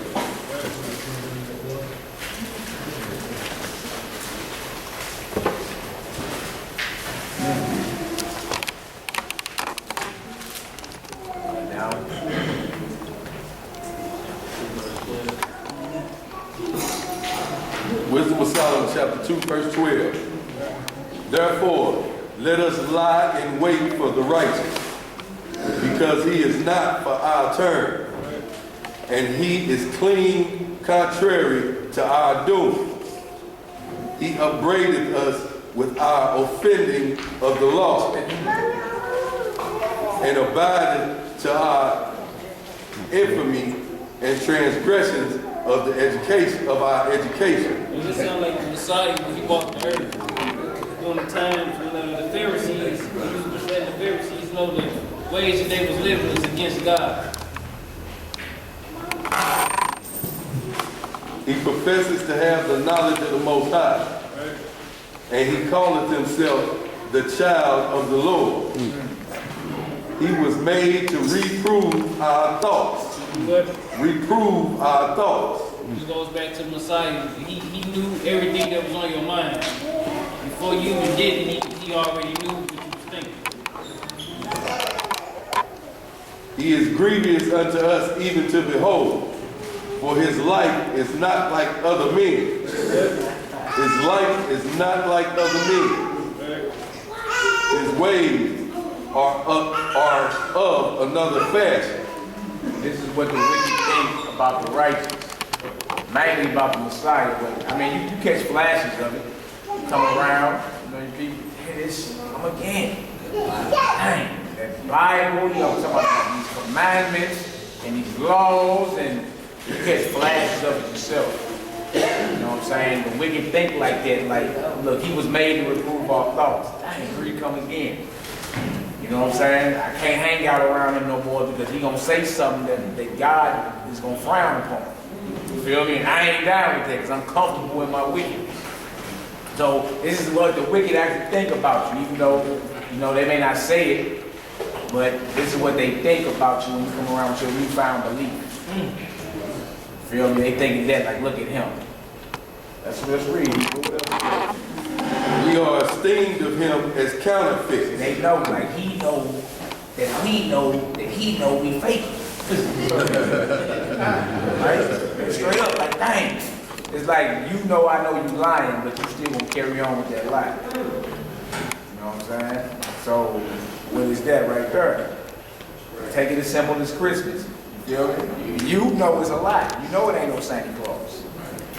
right? And then you can put it on the pastor, and you know he knows, you made him confess. No, it ain't no Santa Claus, we know we just do it for the kids. Oh, okay. But when you run into him, he like one of these, like, dang. Because he knows that you know that he knows you fake it. He know what it is, he just like, dang. You feel me? And even though the show must go on, when the little sheep, when he see you, he be like, man, here it is, right? Because he knows that, you know, the jig is up, you fake it, right? But to get the people's mind and money, you still gonna play around. We are esteemed of him as counterfeits. That's what the wicked know. When you come around, you come through the door, and you get one of these, dang, here you go again. They know you an exposure.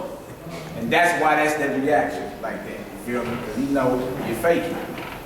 Let's read, brother. What else it say? He abstaineth from our ways as from filthiness. Right, you don't do none of that no more. No more pork eating and singing to the Christmas tree and you feel me, your whole life, whatever you was doing. Right? You don't do the same things no more. Why you don't come around no more? You got a whole new life. Right? So he abstains from our ways. That's filthy. I don't do that no more. Right? I don't kill my people no more. I don't rob my people no more. That's filthiness. So you abstain from that. So he thinking that, like, look at him. He can shot up the whole west side, but now he's just so righteous. Look at him. Huh? Y'all get all this. That's why people smiling, because you know people think this about you. This is going through the mind of those that really don't like you because of what you believe. You feel me? You catch it all the time. You catch it all the time. Necks get to snapping. People get to sighing. You know, phones get to ringing. Yeah. What else to say, my brother? He pronounces the end of the just to be blessed, and maketh his boast that Yahweh is his Father. Let us see if his words will be true, and let us prove what will happen in the end of him. So they all, everything you've been saying, everybody's weighing in the balance. I can hear you, Shalom, commandments, Hebrew, Israelites. But everybody waiting to see what you're going to do in the end thereof. You gonna start building and finish? Remember everybody heads you took off about Christmas and Easter? Let you show up next year talking about you went to the Egyptian scientists. You're gonna be trolled. You know what I'm saying? So that whole thing is for them to watch and see. I hear them talking now. It sounds good. Holler at me in 5 years though and see if that flame's still going. Right? But one thing they know, if it ain't no real conviction, time and all that desire you got, time is going to dwindle all that desire. Right. If it ain't real, you're going to look up and get bored. Yes, I don't know. Ever since I got into this truth, I don't know. I don't like the fiery darts. It was much more easier going along with the world. So that's what they thinking, like, give it time. Give it time. He was hoop banging last week. Give him 6 more months. Give him 6 more months without pork and see what we talking about. Next Christmas. Yeah, let's wait till next Christmas. What else to say, bro? For if the just man be the son of Yahweh, he will help him and deliver him from the hand of his enemies. Let us examine him with despitefulness and torture, that we may know his meekness and prove his patience. Going back to Christ. Going back to the Messiah. But also going into what your people really think about you. Yeah. What you think it would be if there wasn't freedom of religion? You have that today. Or which can stay right next door to you. But what would you think if this was not freedom of religion? You came through the door like, mama, all your idol gods is of the devil. And this is the established belief for the past 2,000 years. You show up like, yeah, whatever, that's off. What do you think? People will kill you for that belief. Why do you think so many religious wars? People kill over that. You got the so-called luxury of believing you in America and got freedom of religion. Everybody fighting over their beliefs. So if you didn't have that little barrier of so-called, protection of freedom of religion, what you think would be happening to you? Would you think ISIS is just playing around because they in Africa? Or Boko Haram? Had that been heard, we'll see who really died. Because that's what people really think when you come through and take their belief away from them. That somebody's belief, it becomes them. Right? Why you think they was persecuting the disciples back then? They were stoning them brothers and killing them because they was coming through tearing down beliefs. Something you take for granted today. You can be an atheist and live next door to a Christian, live next door to a Muslim, live next door to a pedophile, Nambla, Africa Bambaataa. For you hip-hop Negro. Oh, no, not him. Huh? That's not him. Guard your children. You know, the African Bambaataa. Six men then came out and said he was touching little boys back in the 80s. And the 90s. You wouldn't know nothing about hip-hop. If it wasn't for that soul sonic force, Africa Bambaataa, the Zulu nation. He coined the phrase hip-hop. And that whole nation was a nation of pedophiles touching little boys, man. It's been out the past 3 weeks. Trip off that. All right, come on, Hebrew, let's get it done. Let us condemn him with a shameful death. For by his own saying he shall be respected.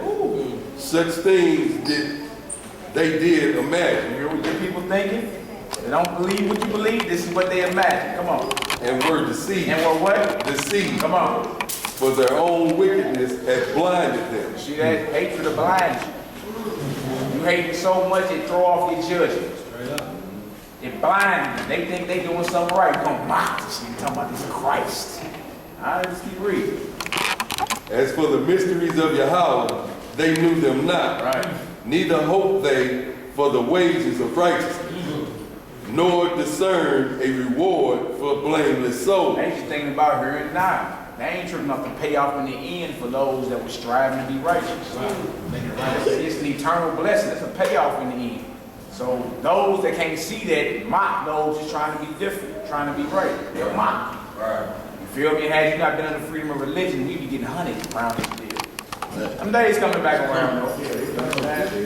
This is what your people actually think about you. You looked at it as crazy because you looking down the line like, we gonna cash in the end. We straight. Eternal blessings.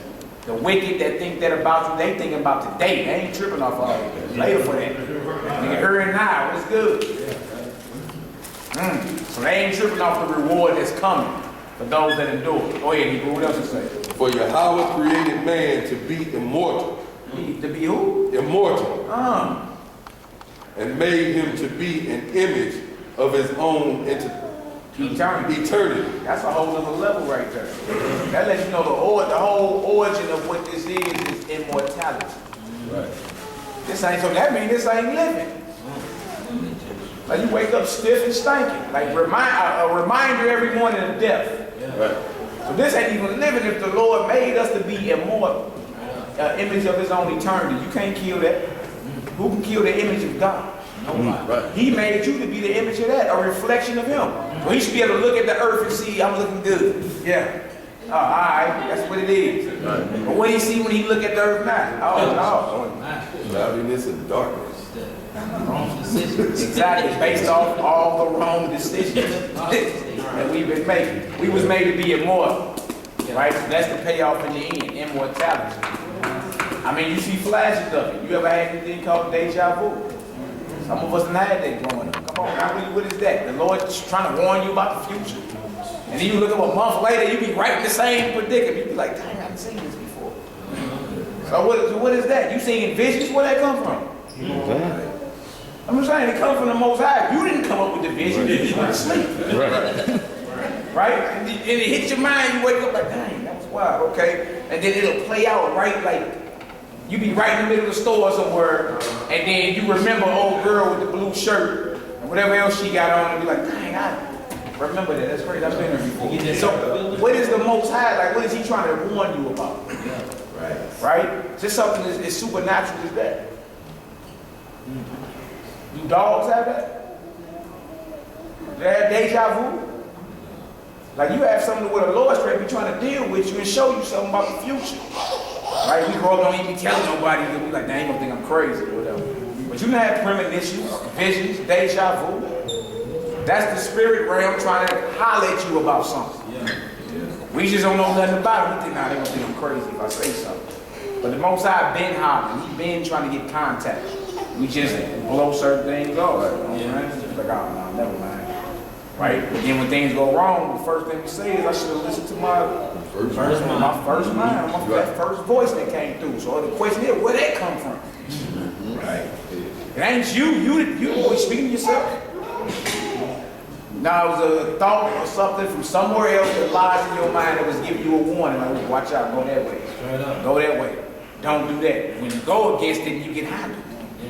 Right? But we never listen to that inspiration. We're spiritual beings. We're just in a temporary physical abode. Your body. But you have an immortal body, like it says in 1 Corinthians 15. We got spiritual bodies waiting on us. Immortal. Why do you think the angels call us brothers? Right. Like this right here, it can break, it get sick, you twist ankles. You're gonna read about angels twisting ankles, breaking shoulders. Huh? Right? You got magnificence coming too. And that's what the Lord is saying. So if we get back to the right choices, we can start prepping to enter into that, you feel me, that realm of existence when it comes, because it's definitely coming. Yeah. What's up with the Hebrew? So the angel is his sons that fulfill his children. Yeah, sons and children too. Yeah, sons, angels or his sons. Yeah. Take it in the book of Job. But what is a son? I mean, if you got children, your son is your child too. So that's why they call us brothers. You see? So if you're brothers, that means you're a child of your daddy too. Yeah, that's right. We See should what I'm come saying? back to the image and the likeness. We fail as a nation. We trying to get back to the image, but the title ain't gonna never leave because we sons. Like even as Satan. Satan is he's a son too. He a rebellious brother. Just like Don't get handled. Yeah. We trying to get back to the image. We trying to get back to the God. Where it all started. 126. Yeah. Adam and Eve status. Yeah. That status before we fail. And I read you Corinthians, what you pulled in there. 1 Corinthians 15:52. Yes, sir. In a moment, in a twinkling of an eye, at the last trumpet, for the trumpet shall sound, and the dead shall be raised incorruptible. And who? Incorruptible. That means you can't corrupt. You ain't getting stiff and stinking in the morning. Go ahead, bro. And we shall be changed. For this corruptible must put on incorruption. That's the whole thing. We love to talk about the fall of Israel, but this is really about the fall of Adam and Eve. Right? That's what it goes back to. So it says this corruptible must put on incorruption. Like you got power coming back to you. All right, go ahead. And this mortal must put on immortality. I don't know what must means.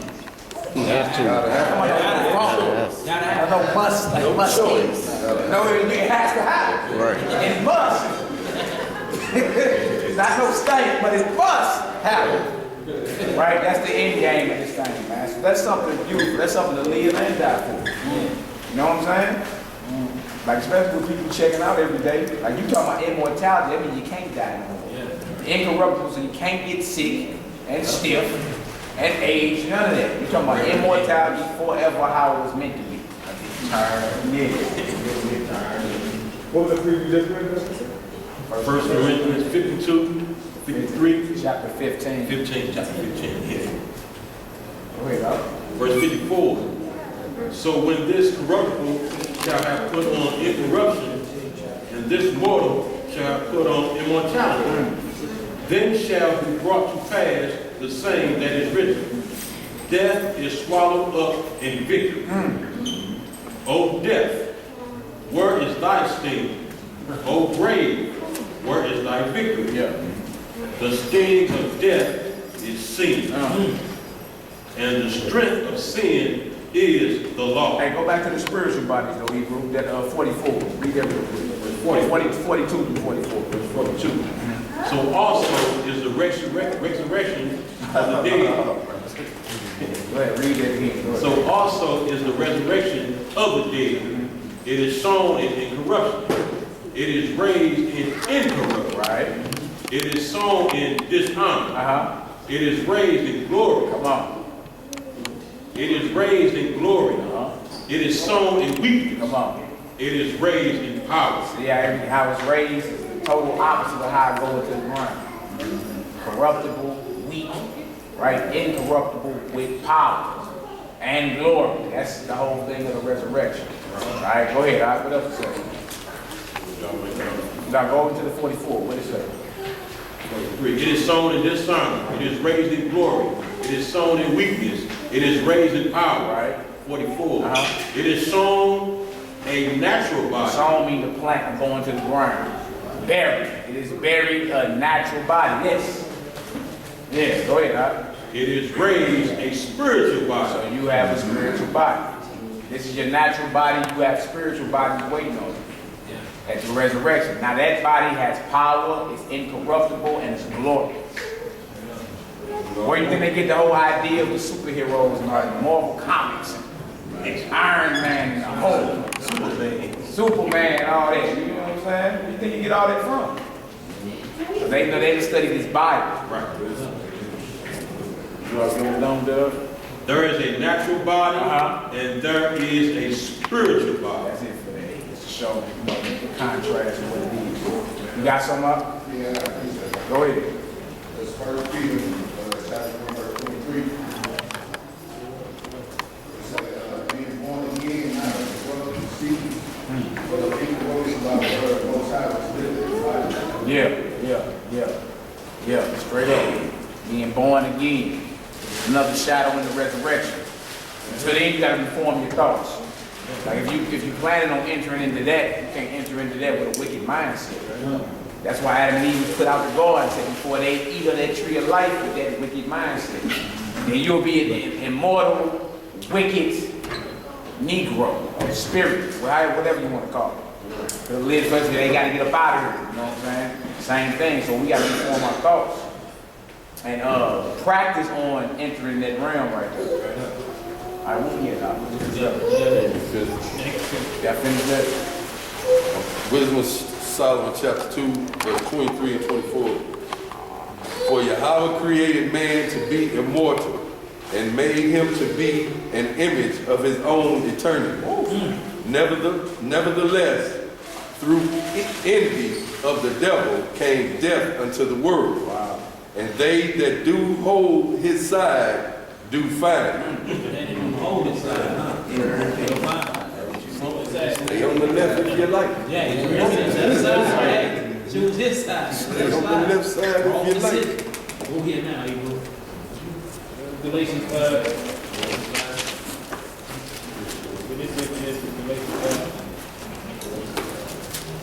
They call it the book of Galatians. Someone down south.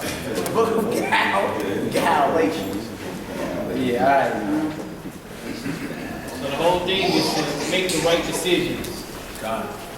Keep the commandments of God. Don't hold to the left side of Satan. Be on the right side of the Father. When you make the wrong decisions, the outcome is not good. The outcome is death. Straight up. Galatians 5:19. Galatians chapter 5, verse 19.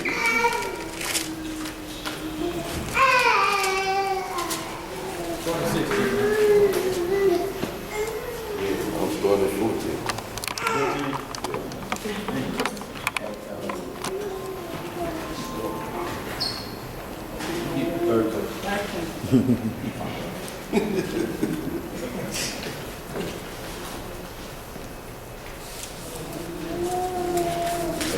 Galatians chapter 5, verse 13.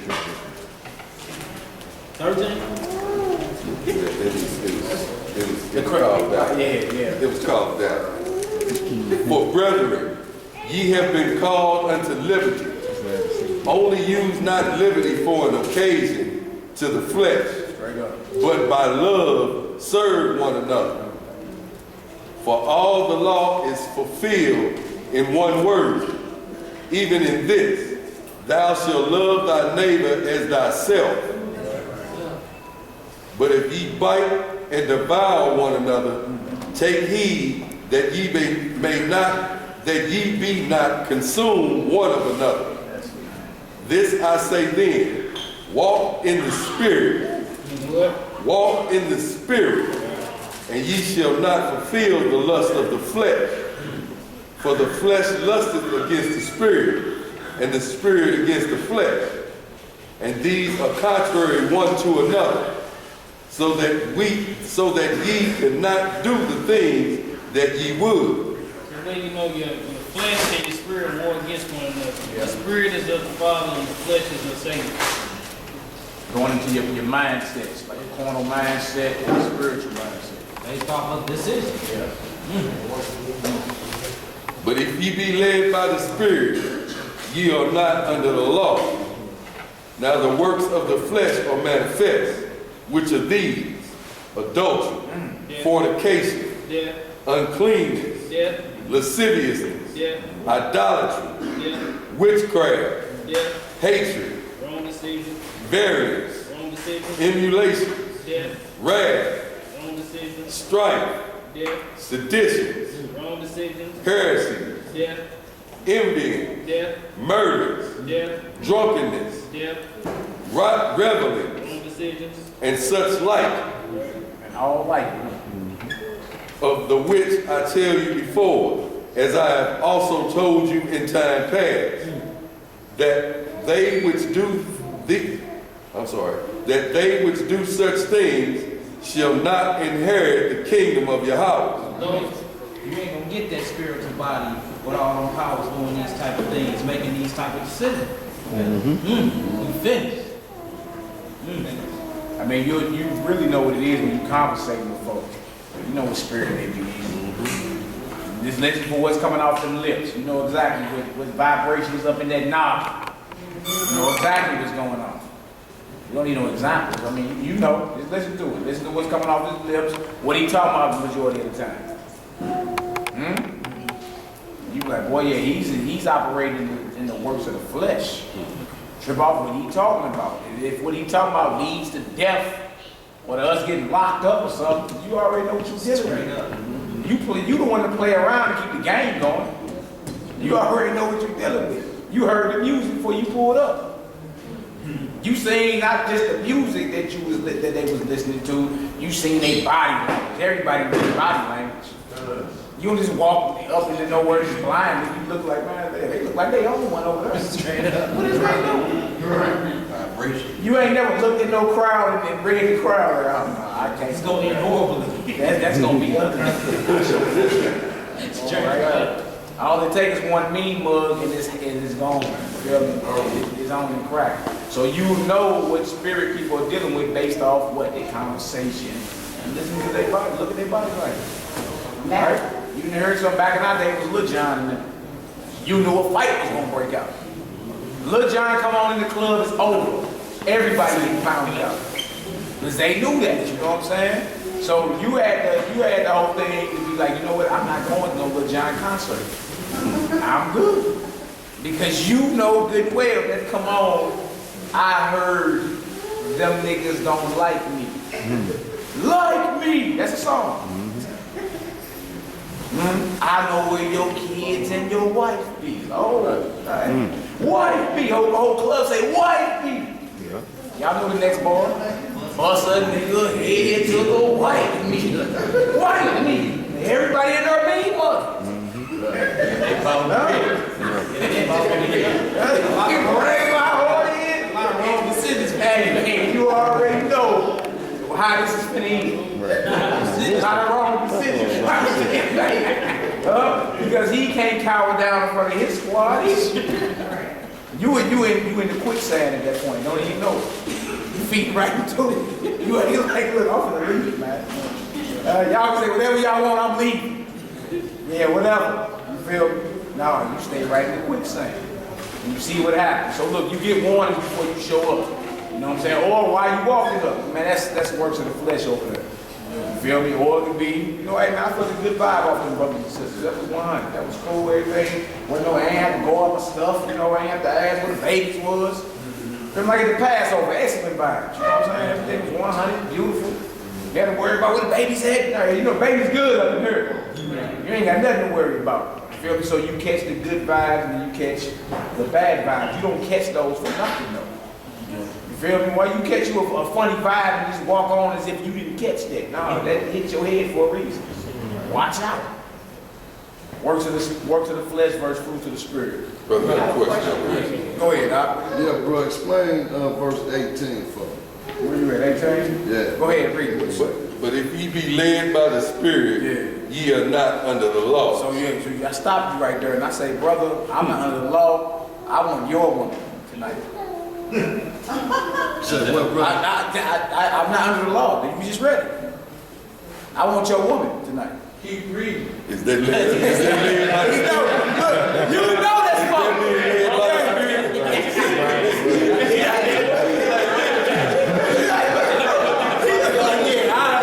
Whatever. But see, that's how you just heard it. Look, you know that's wrong, right? Right. Keep reading. The next verse is going to let you know where he can't be talking about the laws of God. What law are we talking about then? You feel me? Never let him on one line. Keep reading that Bible because he going to clear himself up. The next verse is all law breaking. Next few verses. He tell you what the flesh is It's doing. all law breaking. Adultery is one of them, so I can't take your woman. Right. You see what I'm saying? So what does that mean? So that's what we need to arrive at. What do he mean when he say, if you in the spirit, you're not under the law? So what law is he talking about if he ain't talking about adultery? Sin law. There you go. There you go, brother. All right, so then look, you got a scripture that tell you that. That's Romans 7. You should write that down next to that. That way when you run across that, you got certain people that's crafty with that word. Write down Romans 7, 22 through 23, right next to that verse right there. And then when you go pull that, you'll see if you're in the spirit, you're not up under the dominion or law of sin. You see what I'm saying? Thank you, brother. If you led by the spirit, you're not under the law of sin. Right? So when you're dealing with somebody, say, see, we ain't got to keep the law, close the book. They don't get to the verse 19 or whatever. You got the precept to show the law that you are not under is the dominion of sin because I'm led by the spirit. Not that I'm free to break a commandment and do whatever I want. Such as I can rob you now. So I love Jesus, you love Jesus. I love Yahushua, you love Yahushua, but I want you to run them pockets. I want that money. But we ain't under the law, brother. And you see how you set up and you look at your forehead balled up. And you like, nigga better not touch my woman. That's the mind you need to be in. When you run across something like that, you be like, hold on, that don't even sound right. Let me what? Keep reading. So he can clear himself up.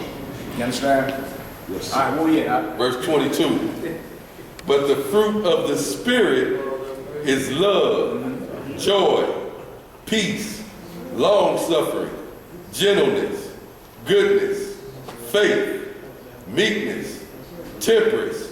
Against such there is no law. No law what? Sin. Ain't no law of sin. You see, you read all the wrong decisions at first. You know what I'm saying? Adultery, what he was talking about, robbery, you know what I'm saying? Reveling and all this other stuff, and then they go right into the spirit. You know what I'm saying? That's why I said the flesh and the spirit is contrary to one another. They war with each other. You know what I'm saying? Decisions in your head. You you've been influenced by spirits, and you warn to make the right decision every day. You know what I'm saying? But the influences never stop. It's always going to be sin and righteousness and right there. And it's up to you to make a conscious choice and decision of which one you're going to let influence. Right. You know what I'm saying? That's why you reordained class decisions and right choices. Right hand of the Father, which is Christ. Who the truth has set you free. Who is the truth? Christ. Free from what? Free from sin or wrong decisions. Right. You know what I'm saying? So you got to guard your grill. I said you guard your grill. Or he lost his mind. Like, that's real. So who's the driver? You feel me? You're going to be influenced. You're going to be tempted anyway. Christ was tempted. Messiah was tempted. You're going to be tempted. It's just you don't have to entertain it. Just like you won't open the door if somebody knocked at your door and was offering something and you know it's stolen. What you going to tell them? Hey, get off my porch. That's how you got to beat the devil. You got to play with him and pat him on his back. How your day going? How much you right? You know what I'm saying? Have a little mercy, Satan. He ain't there for all that. You feel me? So again, when we get influenced, because you're going to be influenced to do evil, you got to rebuke that. You know what I'm saying? When a righteous inspiration come through, we got to act on it. You feel me? We got to be led by the Spirit. You feel me? And you know what that is when a righteous inspiration come through. You know it's the devil when it say, hey, go rob that bank down there on Circle. The fat security guard. That's the devil. That ain't God telling you to go rob the bank. Right? So then you start entertaining. You start drawing up your plans. You know the shifts. Shit, one time old boy get off. He smoked 5 packs a day. Nah, it's a circle. You know what the highway is in Perth. Circle, Illinois that way, Hall Street that way. You see what I'm saying? You done plotted on the whole thing. So you know, guess what? Who's the driver? Who will be the possible driver? If you don't shut that off, eventually he gonna have full control, and you gonna go rob that bank, and Slick Willie gonna jump right out you right after you done, and he got him somebody else. On your own. Yeah, real talk. Verse 24. And they that are Christ have crucified the flesh with the afflictions of lust. Affections. With the affections and lust. So if you Christ, you can crucify or put to death those things that war against your spirit. You bang with it. All right, go ahead. If we live in the Spirit, let us also walk in the Spirit. Wow. Let us not be desirous of vain glory, provoking one another, envying one another. That's another level to it too, vain glory. Some folks seek their own attention. You know what I'm saying? Seek the camera. All that. You gotta watch all that, because even with increase in knowledge come power. Power can be manipulated. You gotta watch all that. So even when you're keeping the commandments, there has to be in sincerity and truth. You know what I'm saying? You can't be keeping them with a different motive on your mind. Like, I just want to carry them like that, so I get them for all these shekels. You feel me? You can't be doing that. You can't be desirous of vain glory. So it all go hand in hand. Yeah, let's go to 1 Kings, the 13th chapter. Yeah, 1 Kings, 13th chapter. Let's go into the decisions too, bro. Yeah. Start at verse 1. Now you see the Most High told one of his prophets something. And you know, hey, he was on the path the majority of the way. He was on the path majority of the way, but something happened. That whole chapter is only 34 verses. Y'all brothers got down here. Let's go into the class with right decisions and right choices. Don't use your emotion, because you can get emotional real quick. Let's just see what we're supposed to be doing. Alright. You got that, Hebrew? I don't know if it's started verse 1. I don't know if you ever read the story. This is a wild story, right? 1 Kings chapter 1. Chapter 13. Chapter 13, verse 1. Yes, sir. And behold, there came a man of God out of Judah, by the word of the Lord came unto Bethel, and Jeroboam stood by the altar to burn incense. There's a man of the Lord, he's a prophet. Jeroboam is one of the first kings over Israel after the nation split. He was the first king over the northern kingdom. He was wicked as all hell, made his own feast day, came up with his own month, removed the capital from Jerusalem and went to Samaria. He did his own thing. His name was Jeroboam. All right, Solomon's son's name was Rehoboam. That's when the nation split after Solomon. Go ahead, Alex. And he cried against the altar in the word of the Lord, and said, O altar, thus said the Most High, behold, a child shall be born unto the house of David, Josiah by name, and upon thee shall be offered the priest of the high places that burn incense upon thee. The men's bones shall be burnt upon thee. Prophecy of King Josiah. That's 2 Kings. Come on, Hebrew. And he gave a sign the same day, saying, This is the sign which the Lord has spoken. Behold, the altar shall be rent, and the ashes that are upon it shall be poured out. What is prophesying, saying a king gonna be born and gonna destroy your whole system you got set up here? What's up, Doc? What's up with the ashes? Like that's what she put the ashes on her. Yeah, like when you get real low. You know what I'm saying? Like, you know, trip off this, say you just got your hair twisted up. You know what I'm saying? Your hair fresh and everything. The last thing you gonna do is go play on the beach or something. You feel me? Or roll around in the dirt. So when you put ashes and sackcloth on, and you go and you fast before the Most High, you just showing them that you're at your lowest point in your life, and you really need Him to answer for you. That was something they did. They ain't put on their going out clothes. They put on sackcloth. You feel me? They went tripping. I just got my hair done. Esther went tripping off all that. She poured ashes on her head. And she just was showing the Lord she's lower than dirt. Please hear me. Please listen to me. Then they will afflict their souls and fast, deny themselves food and water, right? To get the Lord to answer speed. How many was ready to make that sacrifice? Not for sure, Yeah, definitely not for sure. You understand? All right, come on. That's the way you explain it, bro. It's all in scripture, bro. All right, come on, let's get it. Verse 4. And it came to pass, when King Jeroboam heard the saying of the man of Yah, which had cried against the altar in Bethel, that he put forth his hand from the altar, saying, lay hold on him, and his hand, which he put forth against him, dried up, so that he could not pull it in again to So him. he pointed at the prophet of God, because the prophet of God showed up and said, look, somebody will be born to destroy everything you got going on. You off, you wicked. He points at him, and his hand, his arm basically dries up. It withers on some supernatural type thing, you feel me? Where he couldn't even pull it back in. Whoever knows, who know who Juicy J is? DJ Paul. Remember that little prosthetic arm he had when he used to be rapping? Same type of things, you get a visual. Like he stretched forth his hand, he basically got a prosthetic arm behind it. He was pointing at the brother, and the Lord smoked his arm, basically. He jacked him up real quick. Come on now. Verse 5. The altar also was rent, and the ashes poured out from the altar, according to the sign which the man of Yah had given by the word of the Most High. Come on. And the king answered and said unto the man of Yah, entreat now the face of the Lord thy power, and pray for me, that my hand may be restored me again. And the man of Yah besought the Lord, and the king's hand was restored him again, and became as it was before. So he's like, man, holler at your God for me, man. Pray for him and have him restore my arm. So he's like, all right, he did that. So the Lord is showing mercy.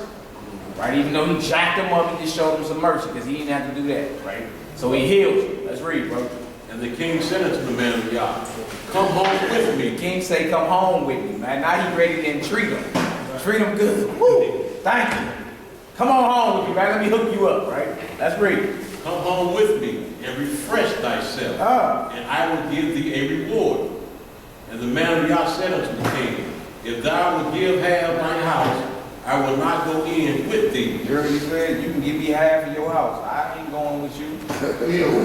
Huh? You can give me half your estate. I ain't going. Me trying to pay him off, give him a reward and everything. Yeah, I'm good. Let's read, brother. Neither will I eat bread or drink water in this place. Now I'm not here because I'm not here for that. You feel me? His whole mission was to come and pronounce the word of the Lord. He wasn't there for no gift. You feel me? I ain't here to eat with you. I ain't here to drink with you. I'm here on a strict order. I'm here to execute and get up out of here. Remember going into decisions, right? You read.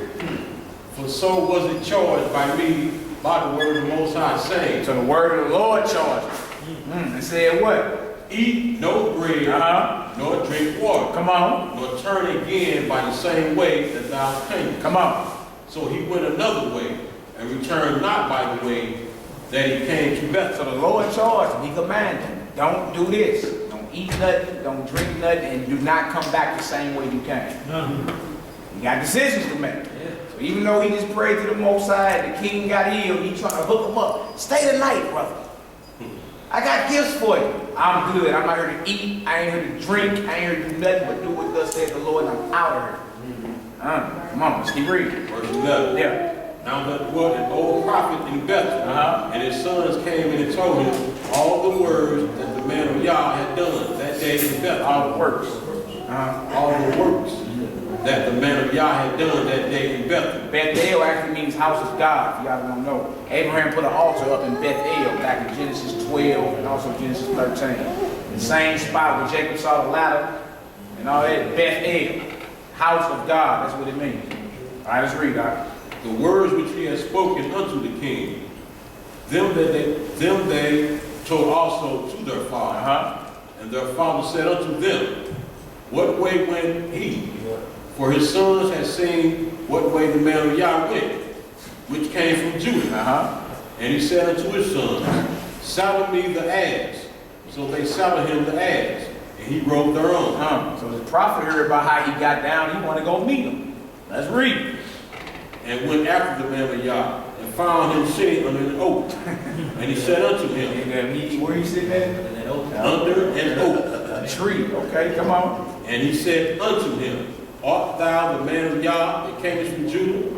And he said, I am. Come on. Then he said unto him, come home with me and eat bread. Oh, there's a prophet of the Most High. Man, come on home with me and eat some bread, man. There's a problem though, because he been told what?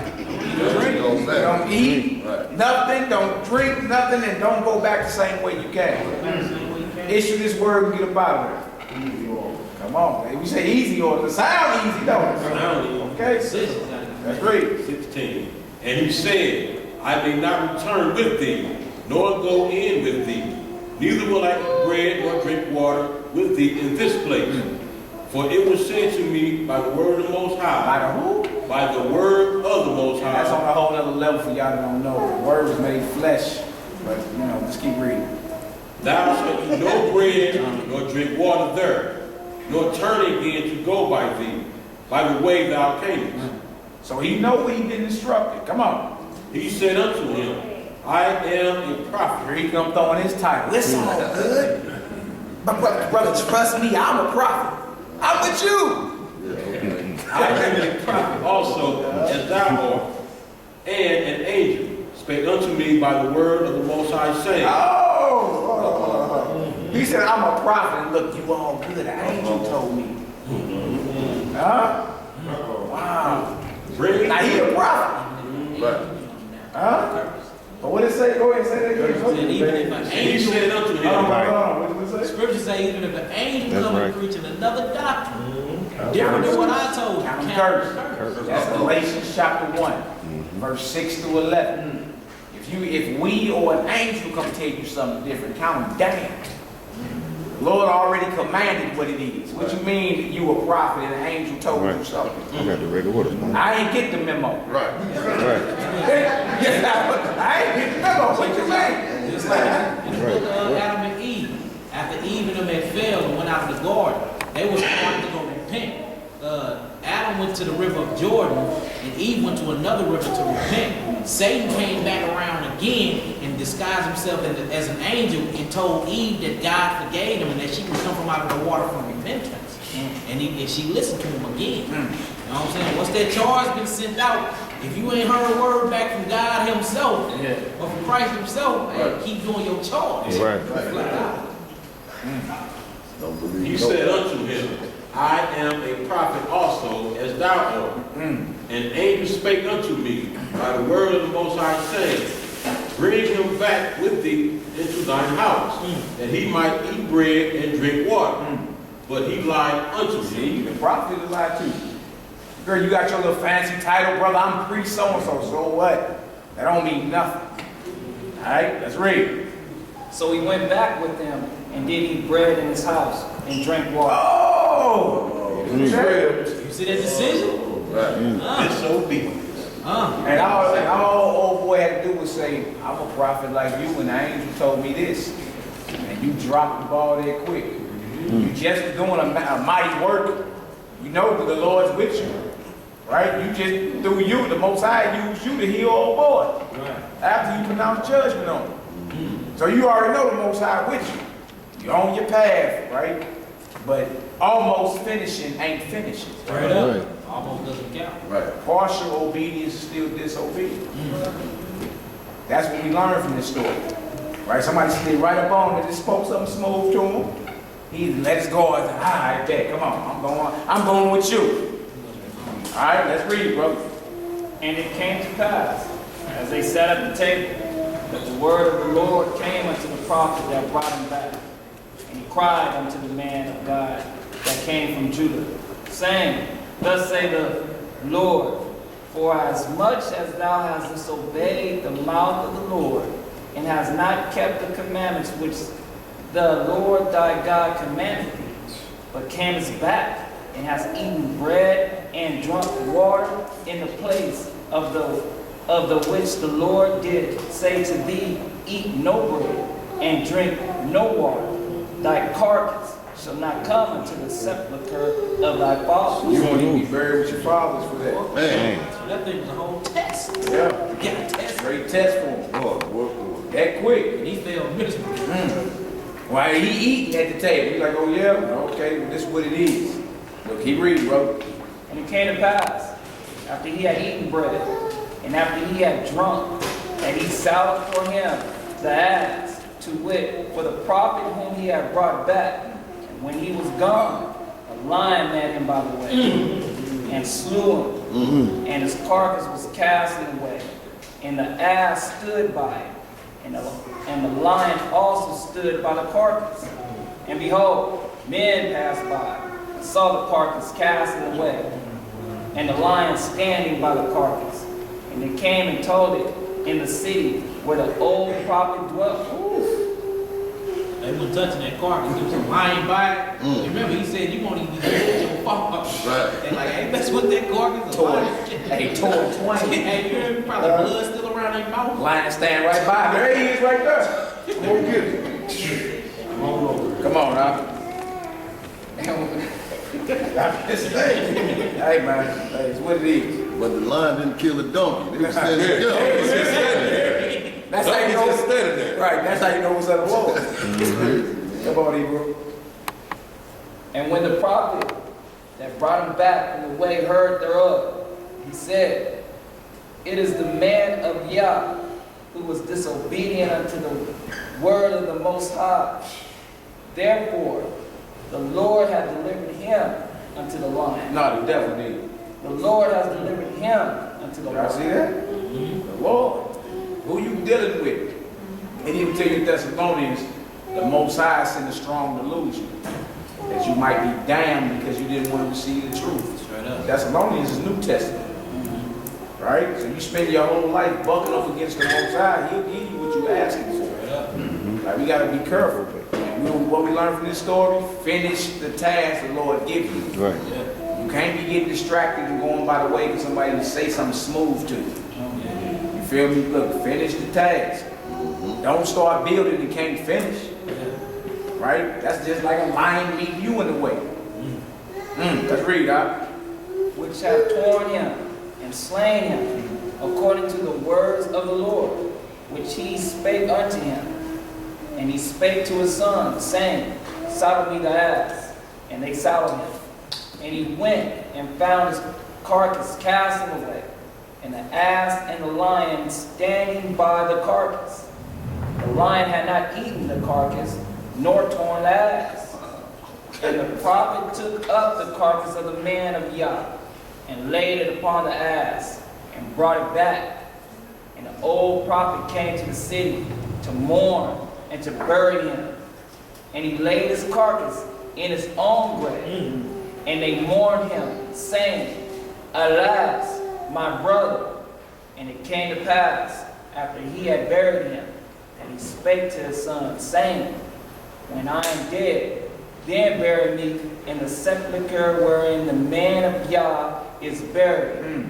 Lay my bones beside his bones.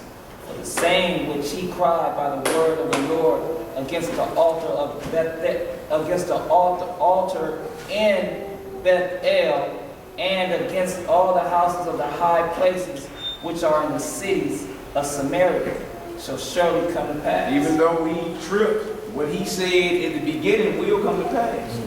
Most High was with him. He prophesied against Jeroboam and the altar he was dealing with and all that. So even he knew that. He was like, even though he tripped and got off path, what he said at first still stands. All right, finish it up, huh? Verse 33. After this thing, Jeroboam returned not from his evil way. Oh boy, they had the prosthetic on, the Juicy J. He didn't even return, even though the Lord healed him. After he Juicy J'd him up, you feel me? He still didn't return from his wickedness. That let you know something can happen, like the Lord can bless you, and the more you'll totally forget. We count them dollars in our pockets, we don't count our blessings. You count your ones, you don't count your blessings. That quick. He ain't even, bet I got my arm back to being evil. Yeah, let me finish that verse. 2 verses, then we'll do it. Okay, go ahead. Verse 33 again. After this thing, Jeroboam returned not from his evil way, but made again of the lowest of the people priests of the high places. Yeah, he ain't even taking no Levites. He making his own priesthood and everything. Wow. He making the people of base understand. It's like going to grab anybody off the streets and making them a priest. Right. He ain't tripping off none of that. He ain't keeping the laws, commandments, none of that of the Lord. He coming up with his own feast, his own temple, his own capital, his own month when he doing it, all of it. He doing his own thing. Come on, man. Whosoever would, he consecrated him, and he became one of the priests of the high places. And this thing became sin unto the house of Jeroboam, even to cut it off and to destroy it from off the face of the earth. Hey, next we're going to go to the Apocrypha. One more time, we're going to pull up on the board the history of Susanna. Go ahead, brother. What you got? It's Proverbs, One more, y'all. We out here. Proverbs 17:11. An evil man seeketh only rebellion. Shalom, I'm going to say. Hold on. Proverbs 17:11. An evil man seeketh only rebellion. Therefore, a cruel messenger shall be sent against him. Read that again, he wrote. That's tough right there. An evil man seeketh only rebellion. Therefore, a cruel messenger shall be sent against him. And I got one in Psalm 17:11. Then I got Psalm 78:29. He cast upon them fierceness of his anger, wrath, and indignation, and trouble by sending evil angels among them. Oof. Evil angels, huh? Most I got some hitmen, huh? Cruel messengers. You don't want to see them. You got hitters. Yeah, we did. Like they said, my hitters, huh? It was Proverbs 17:11 and Psalm 78:49. That show you out of them 150,000 that die every day, the Most High okay it. Right. Right. Yeah, Seem like he's weeding it out, man. Yeah. Weeding he from the cash the trash. chips in whenever. Nobody gonna say nothing to him either. Let's read it. You got the history of Susanna. We about to read this history of Susanna. Another thing into decisions, right decision making. You feel me? And it's something we all can learn from. Because it's all too familiar. It's one of them all too familiar stories, you know what I'm saying? And you can tell just right off the bat, this is our people. Even in our wickedness, you know what I'm saying? You're like, man, that's one of us right off the bat. They gotta be. They trip off the decision and how far they was gonna go to defame the system. They just wasn't go way overboard. You feel me? Straight bring the system down right here. Let's get into it though. Excellent story. It's about decisions. You make decisions with the wrong member, you be dead. Who got one? Whoever. What is a member? You got members in your body, don't you? Extremities. Like your head is a member. Body part? Yeah, like your head. Thank you, sir. Hey, bro, what do that beginning mean, man? Like the set apart from the beginning of Daniel. Yeah, like you got the book of Daniel, so it's letting you know the time period. Daniel was a young boy at this time. This was a time when he was in captivity in ancient Babylon. You feel me? So this is letting you know the time period in which all this was. So when you read the book of Daniel, and you know he a young boy, you can put it like between chapters 2 and chapters 4. Oh, okay. Something like that. You feel me? Back when he was a very young man. Who is this Bell and this dragon they talking That's a about? whole nother book that's in there too. All that's in the Apocrypha. But it go into our history when we was in captivity. Let's get to it. It's an excellent story. Verse 1. Start at 1. The history of Susanna, verse 1. This is the last thing, y'all. We gonna get up out of here. There dwelt a man in Babylon called Joachim, and he took a wife whose name was Susanna, the daughter of Chioces, a very fair woman, and one that feared the Most High. She's very beautiful, but she was a beautiful, righteous daughter of Zion. You feel me? One of them that men, like if you wasn't careful, you could catch yourself lusting after. She was very beautiful. All right, let's read it, bro. Her parents also were righteous. Ooh, well, who? Were righteous, and taught their daughter according to the law of Moses. According to who? according to the law of Moses. Right, not according to the twerk sessions and all that was going on today. You know what I'm saying? Everybody swear they righteous today. So everybody's righteous then, huh? We don't got no problems in our community. Yeah. No. Everybody's virtuous, everybody's righteous and stand up. What you say? All right, come on, but those other parents were righteous, they raised their children or trained her in the laws of Moses. Right? And that's what we need to be doing, raising our children according to the Bible. All right, let's read it out. Now Joachim was a great rich man, and had a fair garden joining unto his house, and to him resorted the Jews, because he was more honorable than all others. So even in his captivity, he had status. You know what I'm saying? Like certain of us on different levels in this captivity. Colin Powell, the general. Feel me? He one of us, he moved stock, but you know, he made it all the way up to being a general in the United States Army or whatever. So even in captivity, some of us get elevated. This was a situation like that. All right, let's read out. The same year were appointed two of the ancients of the people to be judges, such as the Lord spake of, that wickedness came from Babylon, from ancient judges, who seemed to govern the people. Come on. These kept much in Joachim's house, and all that had any suit in the law came unto them. Straight up. So they was always around Joachim's house. Anything had to do with suing somebody, anything had to do with the court, it came there. That's where it was going down. Let's read, bro. Yeah. Now when the people departed away at noon, Susanna went into her husband's garden to walk. And the two elders saw her going in every day and walking.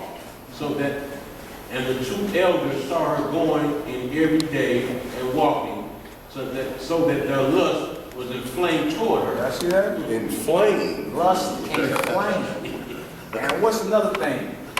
This ain't a young joker, these are elders. Ain't no They call us young men a lot, you're lusting. These was old jokers. That was honorable. Gray-headed and all. But they lust was inflamed toward Jehoiakim's wife. So you see these men just hanging around his house, acting like they ain't got nothing to do. Just hanging around, you feel me? Why? So they all can get a look at this man's woman. It's all from the beginning. Operating under the law of sin. Yeah. Yeah, and look, these judges, laws of Moses, you feel me? They know better. Right. They know that's adultery, right? But outwardly they can manipulate and act like I really wasn't looking at her, right? But they lust had them inflamed. That means they couldn't control themselves. They was burning with desire. Hey, but this man's woman, that's his wife. Hanging at his house just to get a peek. Let's read. And they perverted their own minds and turned away their eyes, that they might not look unto heaven, nor remember just judgment. So at this point, they're blocking everything the Lord sending to them. Like, y'all know that's wrong. You know that's your own king's wife. Stop that. Get up out of there. You know when that righteous inspiration come through and you ignore it? Everybody in here done did that before. You done ignored some righteous crash through that brain and you just, nah, whatever. That's what they start doing. Right? The Lord sending warning, like, look, you know you ain't supposed to be doing that, right? You know that's against me, right? So they start blocking. Just like we'll do today. We'll block something righteous that comes to our mind. Same thing. Let's keep reading, bro. Albeit they both were wounded with her love, yet durst not one show another his grief. Now trip off this. If they look, they look right. They want to show each other their grief. They friend. But trip off this too, right? She's a virtuous daughter of Zion, so you know she ain't out there stripper pole material. You know she covered up. Right. You feel me? These men is lusting beyond measure. It ain't even like she's just a harlot skipping through the streets or something. You feel me? Like she's straight a daughter of Zion, covered up, married, keep the law, all that. And they is lusting so bad that they not even let their own each other know. Like, look, I'm looking at her too. Dang, did you see her? They keeping it all inside. Where is this leading? Y'all done heard this before, even if you ain't read this. Where is this leading? It is. You know this, even if you never read the story, you should already know, we got an idea where this is going. Remember, they are judges. They held high esteem amongst the people. Feel me? They got power to execute, put somebody to death, or say somebody can leave. This ain't just little Willie at the gas station. These are judges. They're like a Supreme Court official, a justice of the Supreme Court. Yeah, please don't bring him up. All right, come on, Negro. So they were ashamed to declare their lust that they desired to have to do with her. See that? Come on. Yet they watched diligently from day to see That's her. constant. Ain't like you just saw it one time. You know, you got it down. Okay, she going to the garden this time. She going to bathe this time. She going to send the handmaid's ways this time. You already got it down. It already done went too far. Right. It should have been snapped. Hold on, man. That's old boy wife. Right. Lord, forget it. Right off the bat, you should have been chopping it. But you entertain it. And then you get to the point where you start blocking the warning. The Lord let you know, don't do that. Let's read, Hebrew. And the one said to the other, let us now go home, for it is dinner time. So when they were gone out, they parted the one from the other. And turning back again, they came to the same place. I like to say, all right, hey, old babe, half of the leave, man. Right? And then we leave and we both end up back in the same spot. Right. So naturally, we both like, what you doing here? What you doing here? I thought you was gone. Hey, I thought you left. They making their decisions with the wrong members. Right. You're thinking with the wrong extremity. Right. All right, let's read, huh? And after that, they had asked one another the cause. They acknowledged their lust. Then appointed they a time both together, when they might find her alone. Oh, they done went to a whole nother level? All right, so look, what you doing here? Man, I ain't even gonna lie, man. Hey, you too? And I was looking too. Huh? You know these are your people. They don't sound like nobody else because it's us. You know, good well. You know, that's us all day. That's a problem we have as a people. We have that problem real bad. We get Google-eyed. Yeah. You know what I'm saying? You already be knowing what it is. You got a plan? Yeah. Oh, you happy? Oh, you're happy is the next question. Like you already, it's over already. What is this? Let's keep reading because the plot thickens. Now they acknowledge, look, we both lusty. We both think she bad. So now they plot to say, let's find a time we find her by herself. Where is this story going? I mean, if you ain't read it before, you should know where it's going. You know where this story going. And look, these ain't just little Willie at the gas station. This is the justice of the Supreme Court. Two of them. They got the right to give you life or grant you death. Let's keep reading. And it fell out, as they watched a fit time, she went in as before with 2 maids only. And she was desirous to wash herself in the garden, for it was hot. You know, take a dip, you know. Take a dip real quick, wash up a little taste. Huh? Let's keep reading. And there was nobody there to save to him. There was nobody there saved. Okay, go ahead. That had hid themselves and watched her. Oh, they keeping time.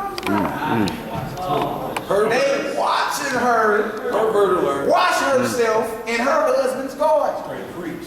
Judges. Perverted creeps. And look, they both have consented to this. They both play plot on this man and woman. They watching her off in the bushes. Like, hey, look. They like high five. Did you see that? You know what that sounds? Hey, the fellas know how it is when you get cornered. You know. No, I won't get nobody in trouble with her, but you know what it is. Huh? I'm just saying, like, it's written by your people for a reason. It's not funny for nothing. It fit for a reason. Right? So we should be able to learn from this right here. Right? Because they lustfully playing them so much, they and this man garden watching this man's wife in the bushes. And they judges. Let's read, brother. Then she said to her maid, bring me oil and washing balls, Oh, man, watch you do that. Go ahead. and shut the garden doors that I may wash me. See, you know, woman gonna get fresh. Come on. And they did, and she bathed them, and shut the garden doors, and went out themselves at private doors to fetch the things that she had commanded them. But they saw not the elders, because they were hid. Negroes hiding. Come on. Now when the maids were gone forth, the two elders rose up and ran unto her, saying, Behold, the garden doors are shut, that no man can see us, and we are in love with thee. Therefore consent unto us and lie with us. Y'all know what they call that. That's the straight trying to run a church. I'm gonna ride that. Huh? Or she, whatever you want, that's what they're attempting to do to her. They don't been too far, man. They're supposed to have been cut off. The moment that temptation came through your mind, she do look good. That nigga don't deserve her anyway. You should be chopped. That's against God. That's that man. You feel me? It done rested on your mind so long to where now you speaking French. You we lie with us. We want you. Now, hey, this is a group thing now. It's a group thing. These are judges of Israel, lawyers. Wow. How about wrong decision? Well, major wrong decisions. Let's keep reading. Verse 21. Yeah. If thou wilt not, we will bear witness against thee, that a young man was with thee, and therefore thou didst send away the maid from thee. They're like, look, if you don't do what we want you to do, we're going to tell everybody. It was a young little joker. 16 years old, lusting over you. And we saw it because we was looking. They ain't tripping. They telling themselves. Because how you know it was a 16-year-old? Right. Put themselves at the scene. Right. But they telling her, look, they lusting so bad that they are telling her, if you don't participate with us, we are going to tell everybody you sent the maidens away because you got you a young little tenderoni. Yeah, we're going to tell everybody. Let's keep reading. Yeah, she was at his side and said, I am straight on every side. I'm trapped on every side. Come on. For if I do this thing, it is death unto You me. see that? She already think I'm married. What do you mean? I belong to somebody. If I do this thing, I'm dead. Come on. And if I do it not, I cannot escape your hands. She's like, what they call it today, a catch-22. Huh? Oh, damned if you do, damned if you don't. You feel me? She's like, look, regardless, I'm dead. All right, come on. She said, okay, well, yeah. She says, hurry up. Huh? Nah, she's like, look, this is what it is. I'm standing on this truth. Even if y'all threaten me with death, so what? I ain't doing that. Let's keep reading. It is better for me to fall into your hands and not do it than to sin in the sight of the Most High. That's right. Hey, let that be a lesson for all of us in here. Male and female. You feel me? You ever catch yourself in what they would call that a jam. Understand this. I would rather fall in your hands than the hands of the Most High. You feel me? There's a judgment coming. The flesh. So do what you gonna do. But I'm not gonna go against God. For the sake of what? Living a few seconds longer? Or letting these jackals defile your body? And then look, you gotta deal with these niggas at your husband's house. Every day. You gotta look your husband in the face every day. Watch them catwalking. And look, whenever they get inflamed again, guess what's gonna happen? Hey, round two. Come on. We're gonna tell somebody else. Huh? Let's keep reading. Strip off where our minds ought to be. You feel me? Let's read, bro. With that, Susanna cried with a loud voice, and the two elders cried out against her. Then ran the one and opened the garden door. So when the servants of the house heard the cry in the garden, they rushed in at a private door to see what was done unto her. Right. But when the elders had declared their matter, the servants were greatly ashamed, for there was never such a report made of Susanna. Hold on, who? Man, she virtuous. Y'all tripping. So if something came out like that naturally, you're gonna be like, oh man, I say it ain't so. Say it ain't so, right? Never heard nothing like that about this system. Let's read, Hebrew. And it came to pass the next day, when the people were assembled to her husband Joachim, the two elders came also, full of mischievous imagination against Susanna, to put her to death. You see that? Because she wouldn't get down with us, we, the crew. Now she gotta die. Wow, man. You see how far some lust will take you? Right? If left unchecked, man, that'll kill you, man. Now trip off this opposite in Egypt. The old girl trying to get on Joseph. You feel me? And then he left, he like, I ain't sinning against the Lord. He left his drawers in her hand. She wanted him that bad, she grabbed his clothes off and out of her. I'm good. Feel me? You Potiphar's woman, what are you doing? You feel me? Even now, okay, flip it over to Susanna. She's like, look, I'm standing on this word. Later for all that. I'm not finna do this.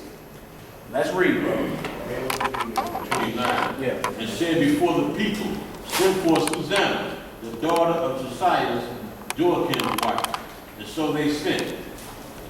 So she came with her father and mother, her children, and her kindred. All of kindred. Come on. Now Susanna was a very delicate woman, and beauteous to behold. Fine daughter of Zion. Come on. And these wicked men commanded to uncover her face, for she was covered, that they might be filled with her beauty. See that?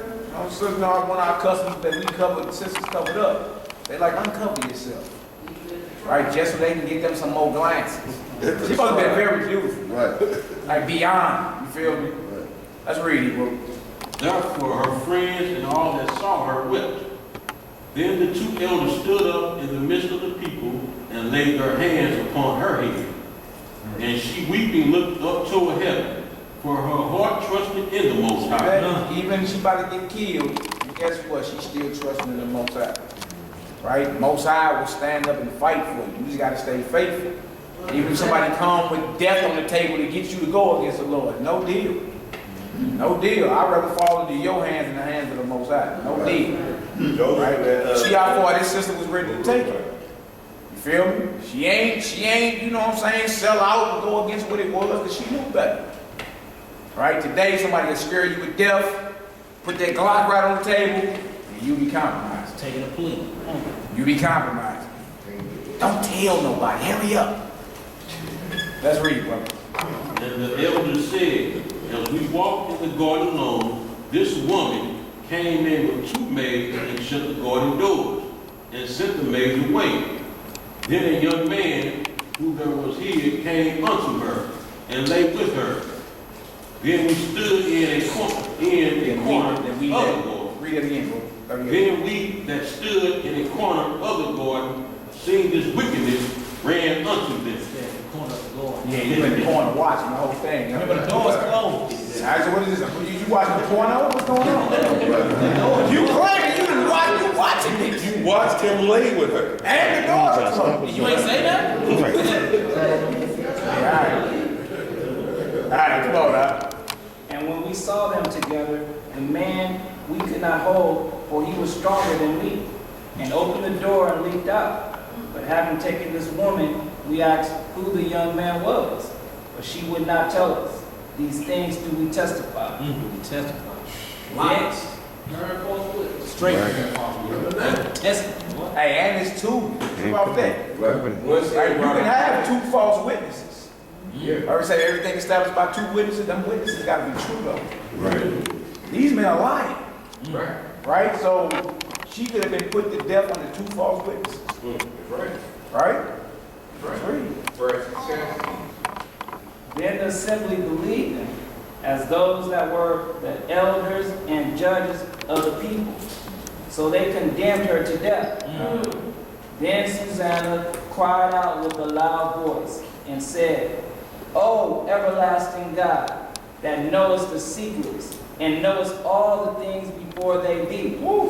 Thou knowest that they have borne false witness against me. See our prayer to the Most High?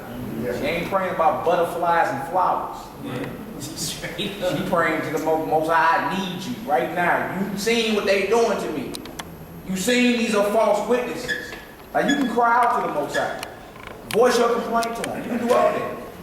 You feel me? Pour your heart out to him. That's what she's doing. All right, let's read it, bro. And behold, I must die.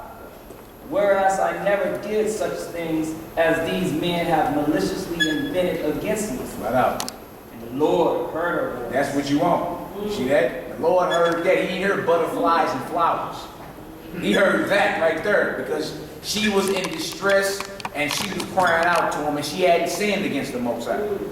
Right? Do we have that type of faith to know we're going to receive justice? Do we have that? We don't even have that faith today. Right?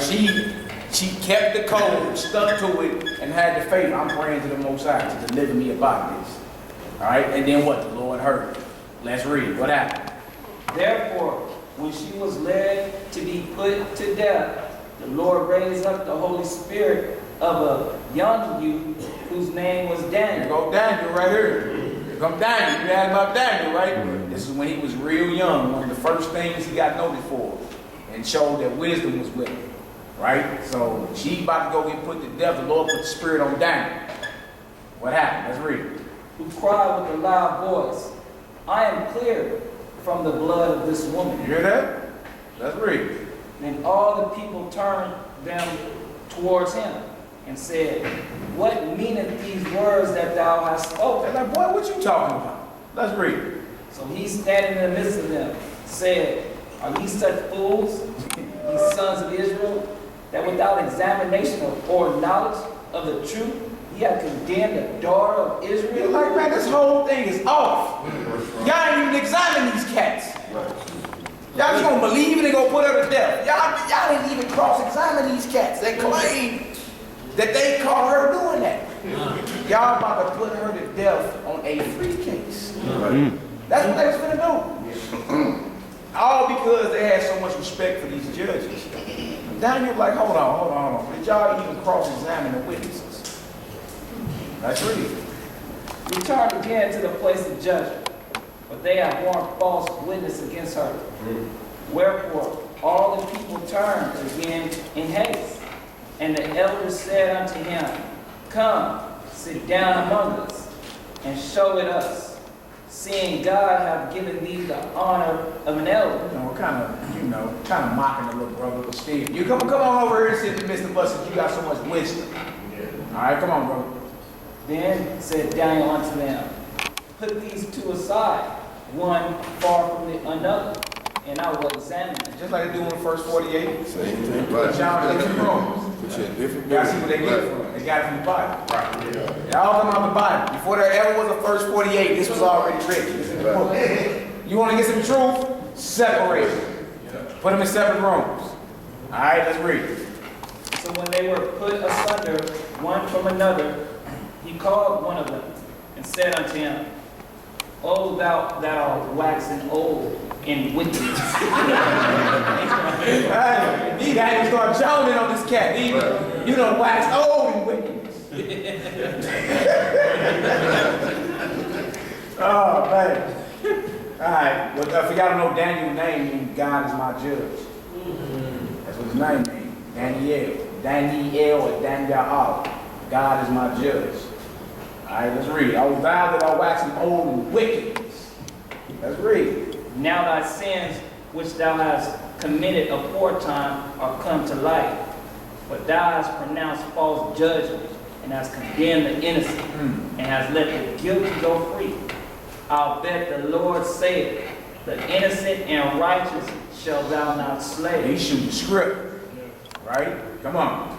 Now then, if thou hast seen her, tell me, under what tree sawest thou them company together? Who answered? Under a mystic tree. A mastic tree. So like, what tree was they under?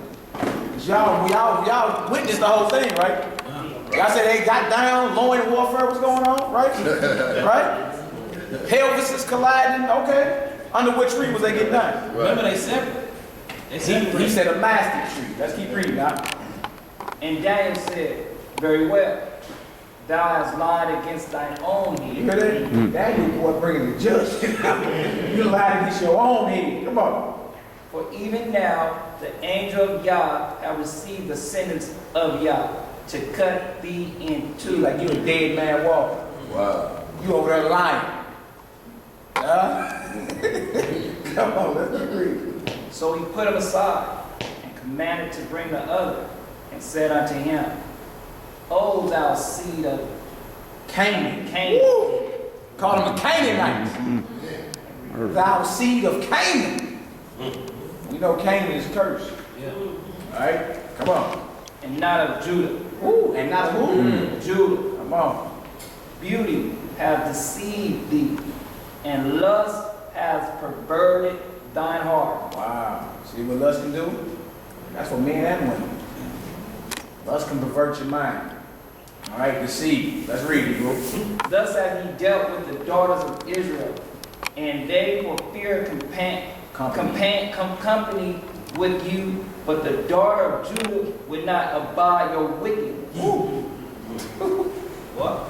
Go on. Now therefore, tell me, under what tree didst thou take them company together? Who answered? Under a home.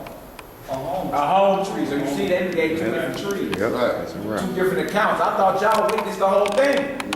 Huh? They're lying. Let's keep reading, people. Then said Daniel unto him, well, thou hast also lied against thine own head. For the angel of Yah waited with the sword to cut thee in two, that he may destroy you. With that, all the assembly cried out with a loud voice and praised God, who saved them that trusted in him. That's right. You trust in the Lord, he will redeem you and save you. Moral of the story. Come on, people. And they arose against the two elders, for Daniel had convicted them of false witness by their own mouth. And according to the law of Moses, they did unto them in such sort as they maliciously intended to do to their neighbors. And they put them to death. And they what? And they put them to death. Thus the innocent blood was saved the same day. Hallelujah. Hallelujah. Therefore, Chioces. Therefore, Chioces and his wife praised God for their daughter Susanna, with Joachim her husband and all the kindred, because there was no dishonesty found in her. From that day forth was Daniel had in great reputation in the sight of the people. Yeah, see that? That's the story, man. Yeah. See decisions that was made on both ends. Right? And one led to life standing up for what the Most High commanded. Even though it looked like she was going to get put to death, she was spared life. And the decision that men made cost them their lives. Going back to making the right decisions, what brother was talking about the whole time. You know what that sound like though? The angels did the same thing. The watchmen did the same thing when they seeking and lusting after the women of Israel. They all consulted together with one another. Then they came up and they was like, look, we're going to go down to the mountain congregation and we're going to get these women and impregnate them. Same exact thing. Same thing. Which I know is how everything went from a decision and a choice. You know what I'm saying? And what decision and choice you make, basically it bases you, it puts you in life or death. You gotta choose life or you choose death. Check in and check out. Check in and check out. That's what it is. I got a Brother got a precept. Go ahead, I'll go ahead and pull it. Ecclesiasticus 4:28. Strive for the truth unto death, and the Lord shall fight for thee. Y'all heard that? The moral of the story. Ecclesiasticus 4:28. Go ahead, pull it out. Pull it. Read this from Deuteronomy 10 and 12. And now, Israel, what doth the Lord thy power require of thee? But to fear the Lord thy power, to walk in all his ways, and to love him, and to serve the Lord thy power with all thy heart and with all thy soul. To keep the commandments of the Lord and his statutes, which I command thee this day for thy good. Okay, obey it. That's good. Y'all good. June 12th, Sunday, June 12th.